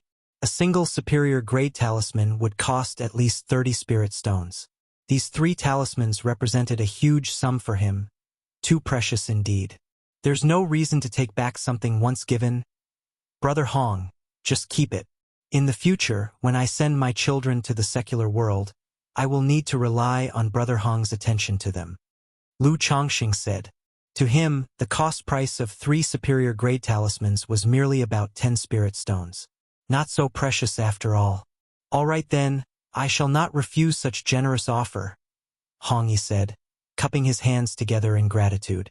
Then he added solemnly, Brother Lu, rest assured, in the future, Your nephews and nieces in the secular world will be under my watchful eye, Hong Yi. They won't lose a single hair, or else you can hold me, Hong Yi, to account. Now that Lu Chongqing had revealed his status as a superior-grade talisman master, once Lu Chongqing placed his children in the Rui Marquis mansion, it would show that their relationship was rock solid. By then, his father, the Rui Marquis, could not ignore the significance of Lu Chongqing, the superior-grade talisman master. He would think to befriend Lu Chongqing and build a good relationship with the superior-grade talisman master. Haha, Brother Hong, you're too flattering. I only hope that these children can live peacefully and joyfully, without too many other considerations, said Lu Chongqing, shaking his head with a smile as he looked at Hong Yi. Soon after, the two chatted and reminisced. Late at night, afterwards, Jiue, I will be leaving in a couple of days. If there's anything, you can just send me a message, Lu Chongqing said to Xia Zizhu. He hadn't been in any rush to take Xia Zizhu back to Qingzhou Mountain. It was still his original thought. Let her take care of her younger brother in the secular world, waiting for the immortal sects to recruit disciples. As for having children, he hadn't been in a rush either. He planned to go back first to inquire and understand her constitution, whether it was the spirit-nurturing physique he thought of. Xia Zizhu leaned against him lazily, responding faintly. 7 days later, Qingzhou Mountain. The spirit-nurturing physique can greatly increase the chance that the offspring it bears will have a spiritual root. But each childbirth will cause substantial harm to the mother's vital energy. This physique can also forcibly consume one's own cultivation origin source to nurture the fetus, enhancing the child's spiritual root potential. Lu Chongqing read from a book that detailed descriptions of the spirit-nurturing physique. Jiue said her mother died shortly after giving birth to Xia Zhaoyang. Having a spirit-nurturing physique means possessing a spiritual root, being a cultivator. Cultivators rarely experience difficult labors or deaths during childbirth. Could it be that Xia Zhaoyang is the child her mother sacrificed her own cultivation origin source to bear? Is this the reason why Xia Long dotes on and values this son 100 times more? Lu Chongqing murmured to himself, speculating. If that's the case, it seems that having children shouldn't be taken lightly. Xia Zizhu is still too physically weak now, her cultivation level too low. If she were to have more children, it could pose serious problems. Lu Chongqing exhaled softly.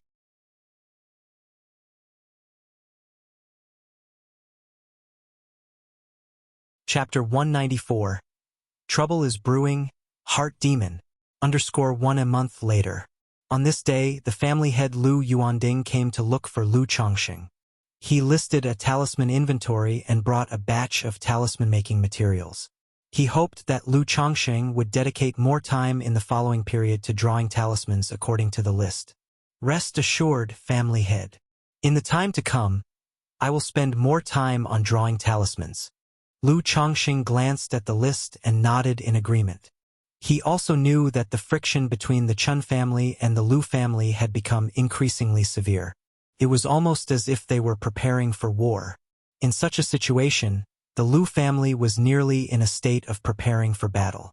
They needed to stockpile more elixir medicines, talismans, and magic artifacts for the upcoming confrontation.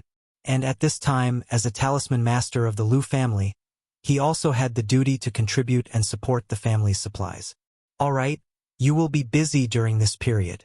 Lu Yuanding patted Lu Chongqing on the shoulder and spoke in a warm voice. After saying a few words briefly, he then left without lingering. Apparently, the situation of the Lu family was so pressing that the family head himself was very busy. After Lu Yuanding left, Lu Miaoyun came to ask what the family head had come for this time. Lu Chongqing did not conceal the truth and told her straightforwardly. I heard from Grandma that not long ago, there was a minor dispute at the Spirit Stone mine jointly mined by our family and the Chun family. 3 days ago, the Great Elder took many juniors to oversee the Spirit Stone mine. Upon hearing this, Lu Miaoyun spoke. Is it that serious? Lu Chongqing was somewhat surprised. He knew there had been constant friction between the Lu family and the Qin family, but he hadn't expected it to escalate to this extent. Now they had reached the point where disputes erupted, and the Great Elder had to go and oversee the situation directly. Then Lu Chongqing asked with some confusion, "Wasn't that spirit stone mine halted by the intervention of the Qingyun sect, which made a judgment to allow the Chun family and the Lu family to mine it together? How could the Chun family dare to make a move under these circumstances?" Lu Chongqing knew about the spirit stone mine matter from more than a decade ago. At that time, the Lu family and the Qin family had fought over the mine, resulting in many casualties. It was precisely because of this that Lu Yuanding went to the Qingyun sect to recruit a son-in-law to replenish the Lu family with fresh blood. I've asked Grandma about this question too. Grandma said that the Chun family is just starting trouble in secret, finding excuses to come cause trouble, and haven't fully ignited the conflict. In this case, the Qingyun sect would not intervene or care. Lu Miaoyun said with some indignation. I see. Lu Chongqing nodded slightly. Indeed, the Chun family dares to do this because they know it won't provoke the Qingyun sect. Or rather, as long as the Qingyun sect's 40% share of profits remains unaffected, the Qingyun sect would not bother itself with the grievances and disputes between the Chun family and the Lu family. After all, no matter what happens between the Chun family and the Lu family, or even if other forces intervene, it still wouldn't affect the interests of the Qingyun sect. Lu Chongqing instantly understood the crux of the issue. In such matters, it would be difficult to rely on the Qingyun sect as the arbitrator. After all, the cultivation world at the end of the day is a place where the strong prey upon the weak. Although a certain level of reputation and face might be considered, it wouldn't go that far. The reason for the escalation between the Chun family and the Lu family might also be related to the Purple Shadow secret realm. Not long ago, Lu Yuanshan returned from the Purple Shadow secret realm, which surely caused the Chen family to be wary. Now they are making a move against the Lu family to test our attitude and to distract us. Otherwise, if a new foundation establishment great cultivator emerges from the Lu family, it will be the Chun family whole be restless. Lu Chongqing thought to himself, tentatively guessing why the matter had escalated so quickly. If so, the grudge between the Chun family and the Lu family will likely escalate with the frictions and lead to an outbreak. One even fiercer than the battle between the Lu family and the Chun family 10 years ago. Lu Chongqing thought to himself. The grudge between the Chun family and the Lu family, which started 10 years ago, showed no signs of reconciliation. Over the years, there had been no indications of any truce. Just like previously, when he was accompanying Lu Yuanding back to Qingzhou Mountain, they had encountered an assassination by the Qin family. Originally, I thought that with the Lu family ancestor around, there would be peace for at least the next 2 to 3 years, but the turmoil has come so fast. The fact that the Great Elder has personally led people there indicates the Lu family's tough stance in retaliation. Is it because the Lu family had gains in the Purple Shadow secret realm and feels confident? Or is it because they are just putting on a show of strength while being weak inside? Lu Chongqing pondered. He had been thinking about sending Lu Pingon and a group of children to the secular world next year. With the situation escalating so quickly now, he felt that it was necessary to do it sooner. But at the moment, he couldn't rest assured to take a group of children to the secular world either. Who knew if the Qin family would, just like before, send people to lie in wait on certain routes outside Qingzhou Mountain. There's no rush for the time being. Let's just observe for now. As long as the Lu family ancestor is not on his deathbed, it's unlikely that the Chun family would blatantly tear their facade and start a war. Moreover, with the formation guarding Qingzhou Mountain and the Foundation Establishment ancestor presiding, even 2 or 3 great cultivators at Foundation Establishment level would not be able to breach it. Lu Chongqing was not too anxious or thrown off balance. The situation had just begun and had not reached a point where it would affect him. In the following time, Lu Chongqing also spent more time making talismans each day, contributing talismans to the family. These contributed talismans, of course, were not given for free. The Lu family would calculate contribution rewards. Considering the materials provided by the Lu family for talisman making, the price was about half the original cost. It was a decent deal. After all, The initial investment by the Lu family in resources to cultivate him was intended for future returns. Before he knew it, more than 3 months had passed. The dispute between the Lu family and the Chen family had not affected Lu Chongqing. Or rather, just as Lu Chongqing predicted, the dispute was merely a probe. It was unable to extend its impact to Qingzhou Mountain or affect the Lu family.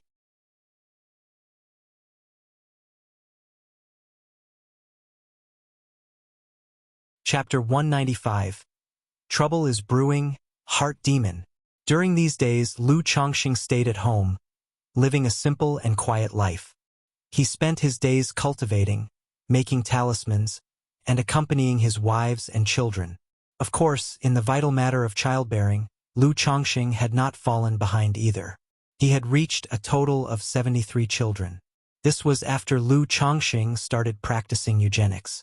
Otherwise, the number would have increased by at least another 10.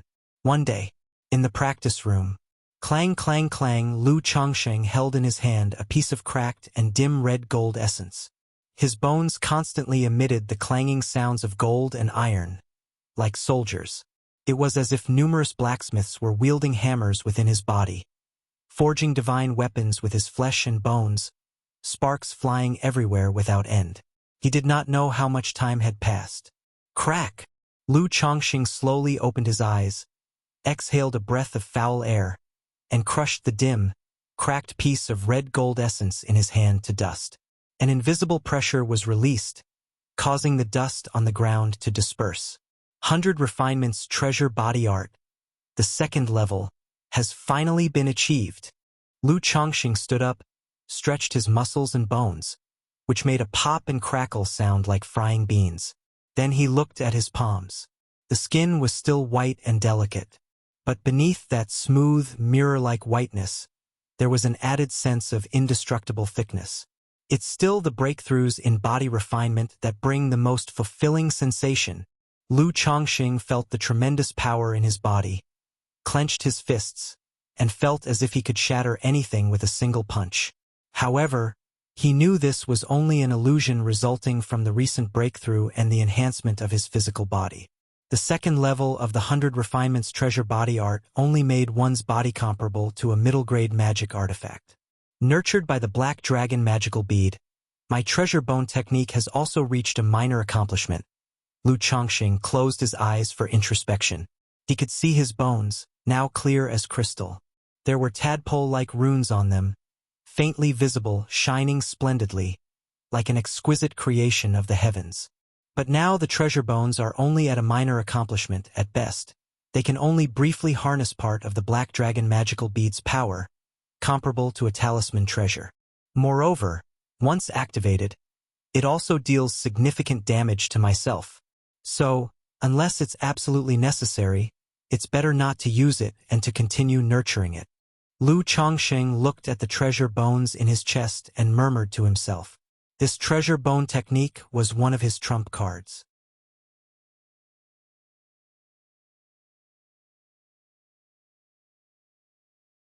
He sat down with Li Feiyu under a tree on the side and began. I've decided to send Pingon and the others to the secular world now. So soon? Has something happened? Li Feiyu was surprised and immediately sensed that something must have happened. Before this, Lu Chongqing had discussed the matter with him, but it was something that was expected to happen within the next year or two. You're aware of that spirit stone mine issue with the Lu family a while back, aren't you? Lu Chongqing began. I've heard something about it, but I don't know the details. Did something happen? Li Feiyu shook his head. He was truly out of the loop regarding family affairs in the Lu family and had no source of information.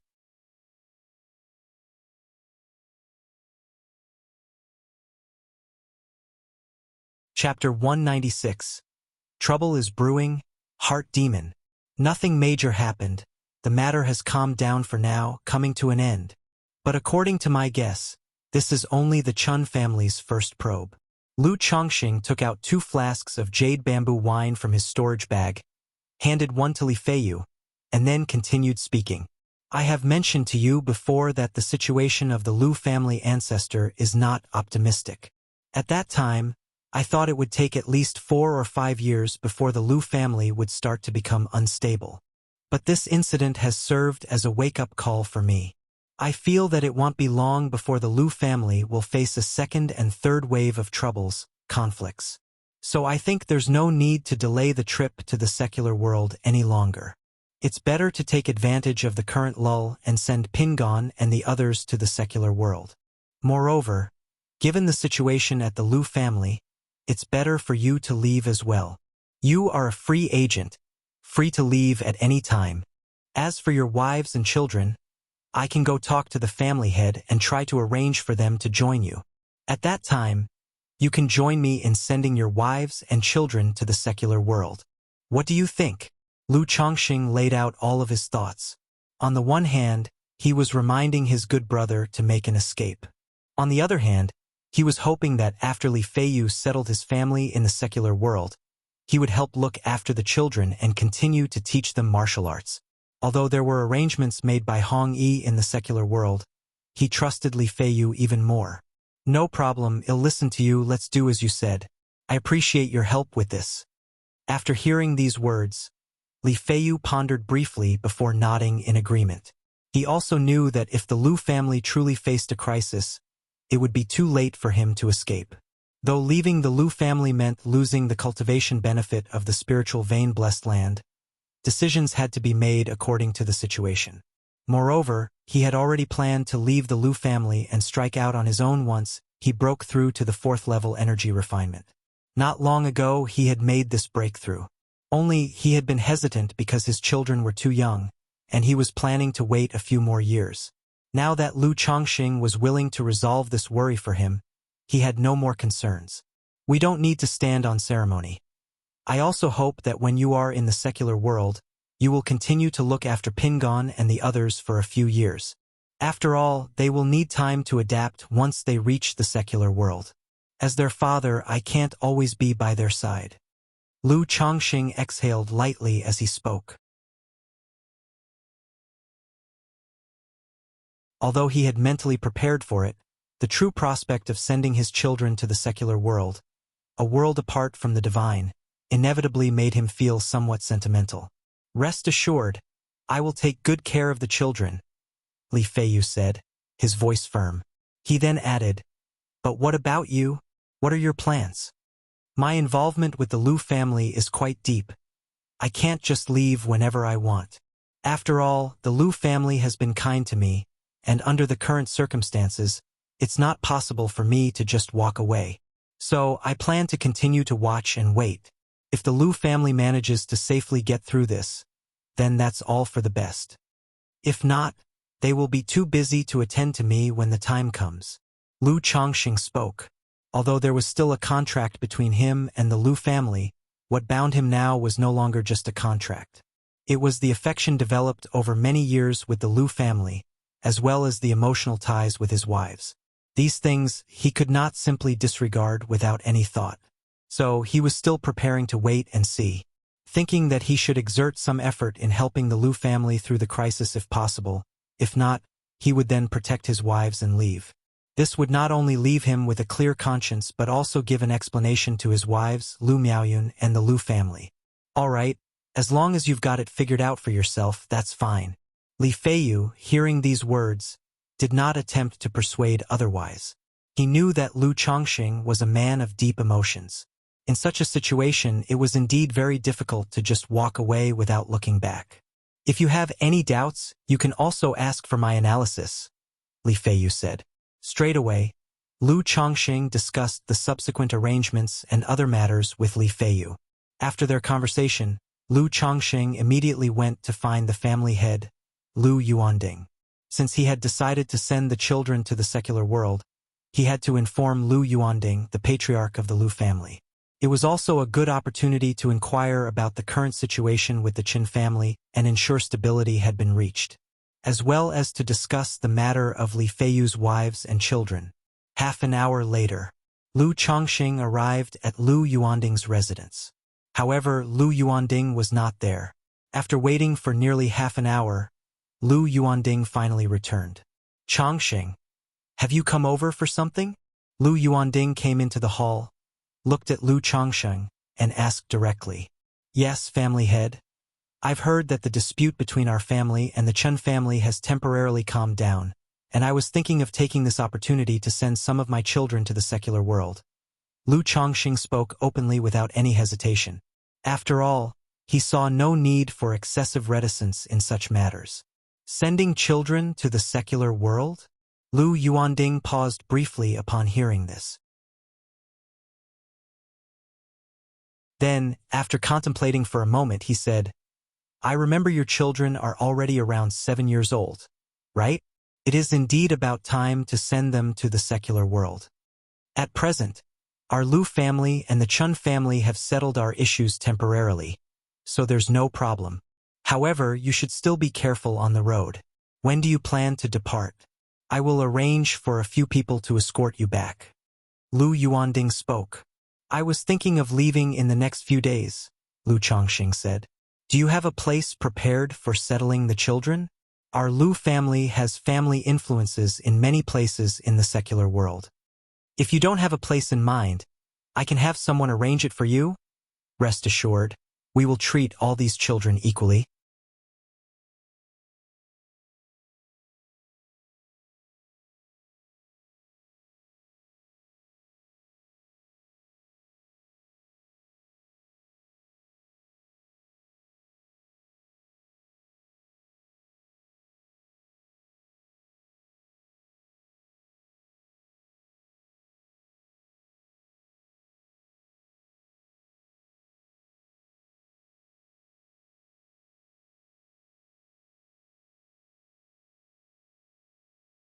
Chapter 199, 3 Foundation Establishment Elixirs, Advancing to Middle Grade Spiritual Root.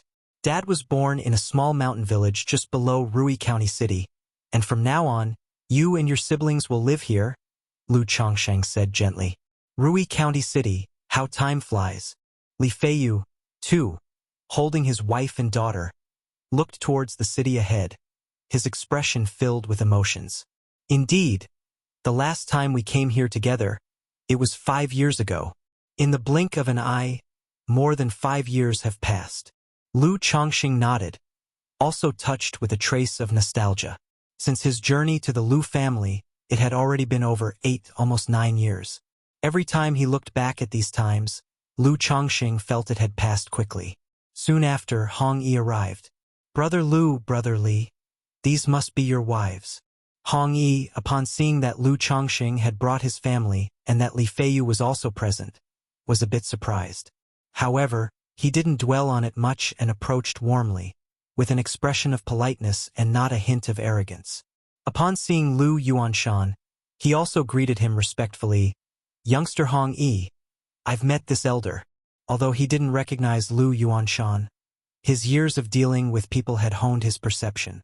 At first glance, he could tell that Lu Yuanshan was no ordinary figure. Uncle Yuanshan, this is my good friend Hong Yi. Pingon, this is your Uncle Hong.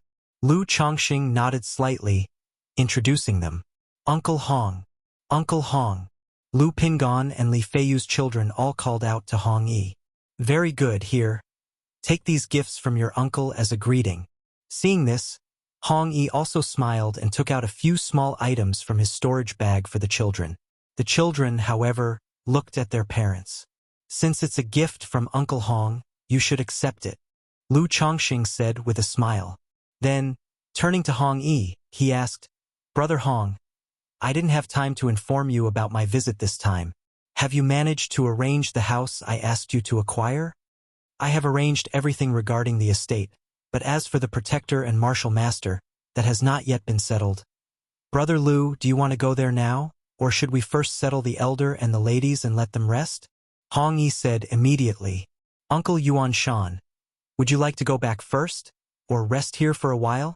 Lu Chongxing looked towards Lu Yuanshan and asked respectfully. He still showed the proper respect and courtesy due to the Lu family elder. It's fine. I'm not in a hurry. They'll go back with you. Lu Yuanshan spoke. His task this trip was to escort the group, protecting Lu Chongxing to prevent the Chen family from making a move against this talisman master. Thank you for your trouble, Uncle Yuan Shan. Lu Chongqing bowed slightly. After that, he settled Lu Yuanshan, his wives, concubines, and children to rest. Together with Li Feiyu and Hong Yi, he went to check out the estate. Brother Lu, did you come here ahead of time because of the conflict between the Lu family of Qingzhou Mountain and the Chun family of Red Leaf Valley? Hong Yi, as they boarded the carriage, inquired. Brother Hong, you are also aware of this matter? Lu Chongqing was somewhat surprised. He hadn't expected that the affairs between the Lu and Qin families would be known to Hong Yi in the secular world. I have been keeping an eye on this news. Not long ago, there was word that the Lu family ancestor was not long for this world, and that there might be a conflict between the Lu and Qin families. I was actually about to write to inform Brother Lu and Brother Li. I never expected that Brother Lu would arrive so soon. Hong Yi said. Indeed, I was influenced by this situation. Since Hong Yi had received relevant news, Lu Chongqing didn't conceal anything. He mentioned that there had been some friction between the Lu and Qin families, which had now quieted down, so he had brought his wives and children to the secular world ahead of time. And later, he would bring over more of his family. Brother Lu, do you plan to separate from the Lu family, or? Hong Yi asked. I won't leave the Lu family for the time being, but this time Feiyu will settle here in the secular world for a while. Lu Chongqing shook his head and stated plainly. Hong Yi did not press the matter further. He knew that Lu Chongqing knew far more about the Lu family's affairs than he did. There was no need for him to speculate based on rumors. And so the three of them chatted and reminisced in the carriage, laughing and talking. A quarter of an hour later, the carriage stopped. Young master, the coachman called out to the carriage. Brother Lu, here we are. Hong Yi nodded. Stepping down from the carriage, he pointed towards an estate in front of them and spoke to Lu Chongqing. Brother Lu, this is the place. This land was sectioned off beside the newly constructed canal for the purpose of building estates. The few estates constructed here are all owned by cultivators from the secular world. It also meets the requirement you mentioned before, being large and quiet. This estate covers a total of 18 acres, facing the canal in front, and the rear is fertile land that has been cultivated, suitable for orchards, farmland. Hong Yi continued the introduction for Lu Chongqing as they walked. Lu Chongqing looked at the estate Hong Yi had arranged for him. The estate could not be described as overly luxurious, but it was spacious and imposing.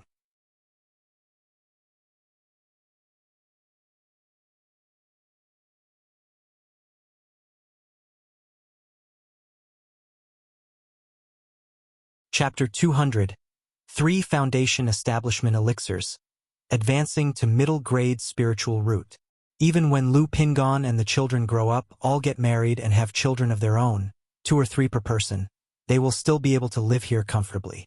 Some servants have also been arranged to clean and tidy up the place. It is just that there are still vacancies for martial masters, protectors, and stewards.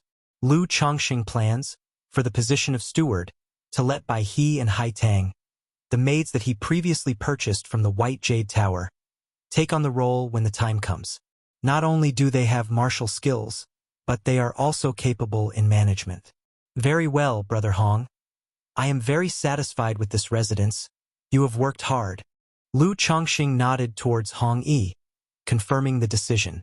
He then turned to Li Feiyu and asked, Feiyu, what are your plans? Will you live here? Or do you want to return to Heavenly Water Mansion? I'll settle down here for the time being, and I'll go back to check on Heavenly Water Mansion later. Li Feiyu replied. Fine, I'll rely on you and Brother Hong to look after things here then. Lu Chongqing nodded. With Li Feiyu and Hong Yi watching over things, he felt reassured. Moreover, he also planned to leave the 9 Netherhound here. One reason was that the children all liked the 9 Netherhound as a playmate. Additionally, it was to have the 9 Netherhound guard the house for an extra layer of security. As they were leaving the mansion, Hong Yi took out a plaque from his storage bag and spoke. Brother Lu, now that it's decided, why don't we give the mansion a name? I didn't expect you to be so well prepared, Brother Hong. Upon seeing this, Lu Chongqing couldn't help but smile. Taking out a talisman brush from his storage bag, He wrote Lu Residence on the plaque with powerful and elegant strokes. He hung the plaque above the mansion's main gate. This can be considered my own home now, even though it is in the secular world. Lu Chongqing looked at the mansion before him with a lot of emotions. It's true that after so many years on Qingzhou Mountain, he had developed a feeling of belonging. But for his own future, Lu Chongqing still wished to establish a cultivation family of his own.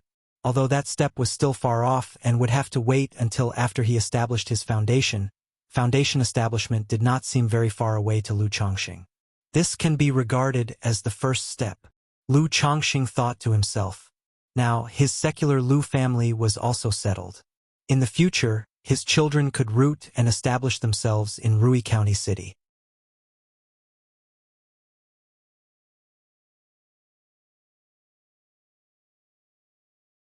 After sending the first batch of wives and children to the secular world, Lu Chongqing returned to Qingzhou Mountain and continued to lead a reclusive life, cultivating daily, making talismans, and spending time with his wives and children. In the blink of an eye, more than a month had passed. On this day, the 63rd child of Lu Chongqing was born. The moment this child came into the world, Lu Chongqing felt an indescribable and mysterious agitation surge through him, clearly indicating to Lu Chongqing his spiritual root had advanced. From a 7th grade spiritual root, he had ascended to a 6th grade spiritual root.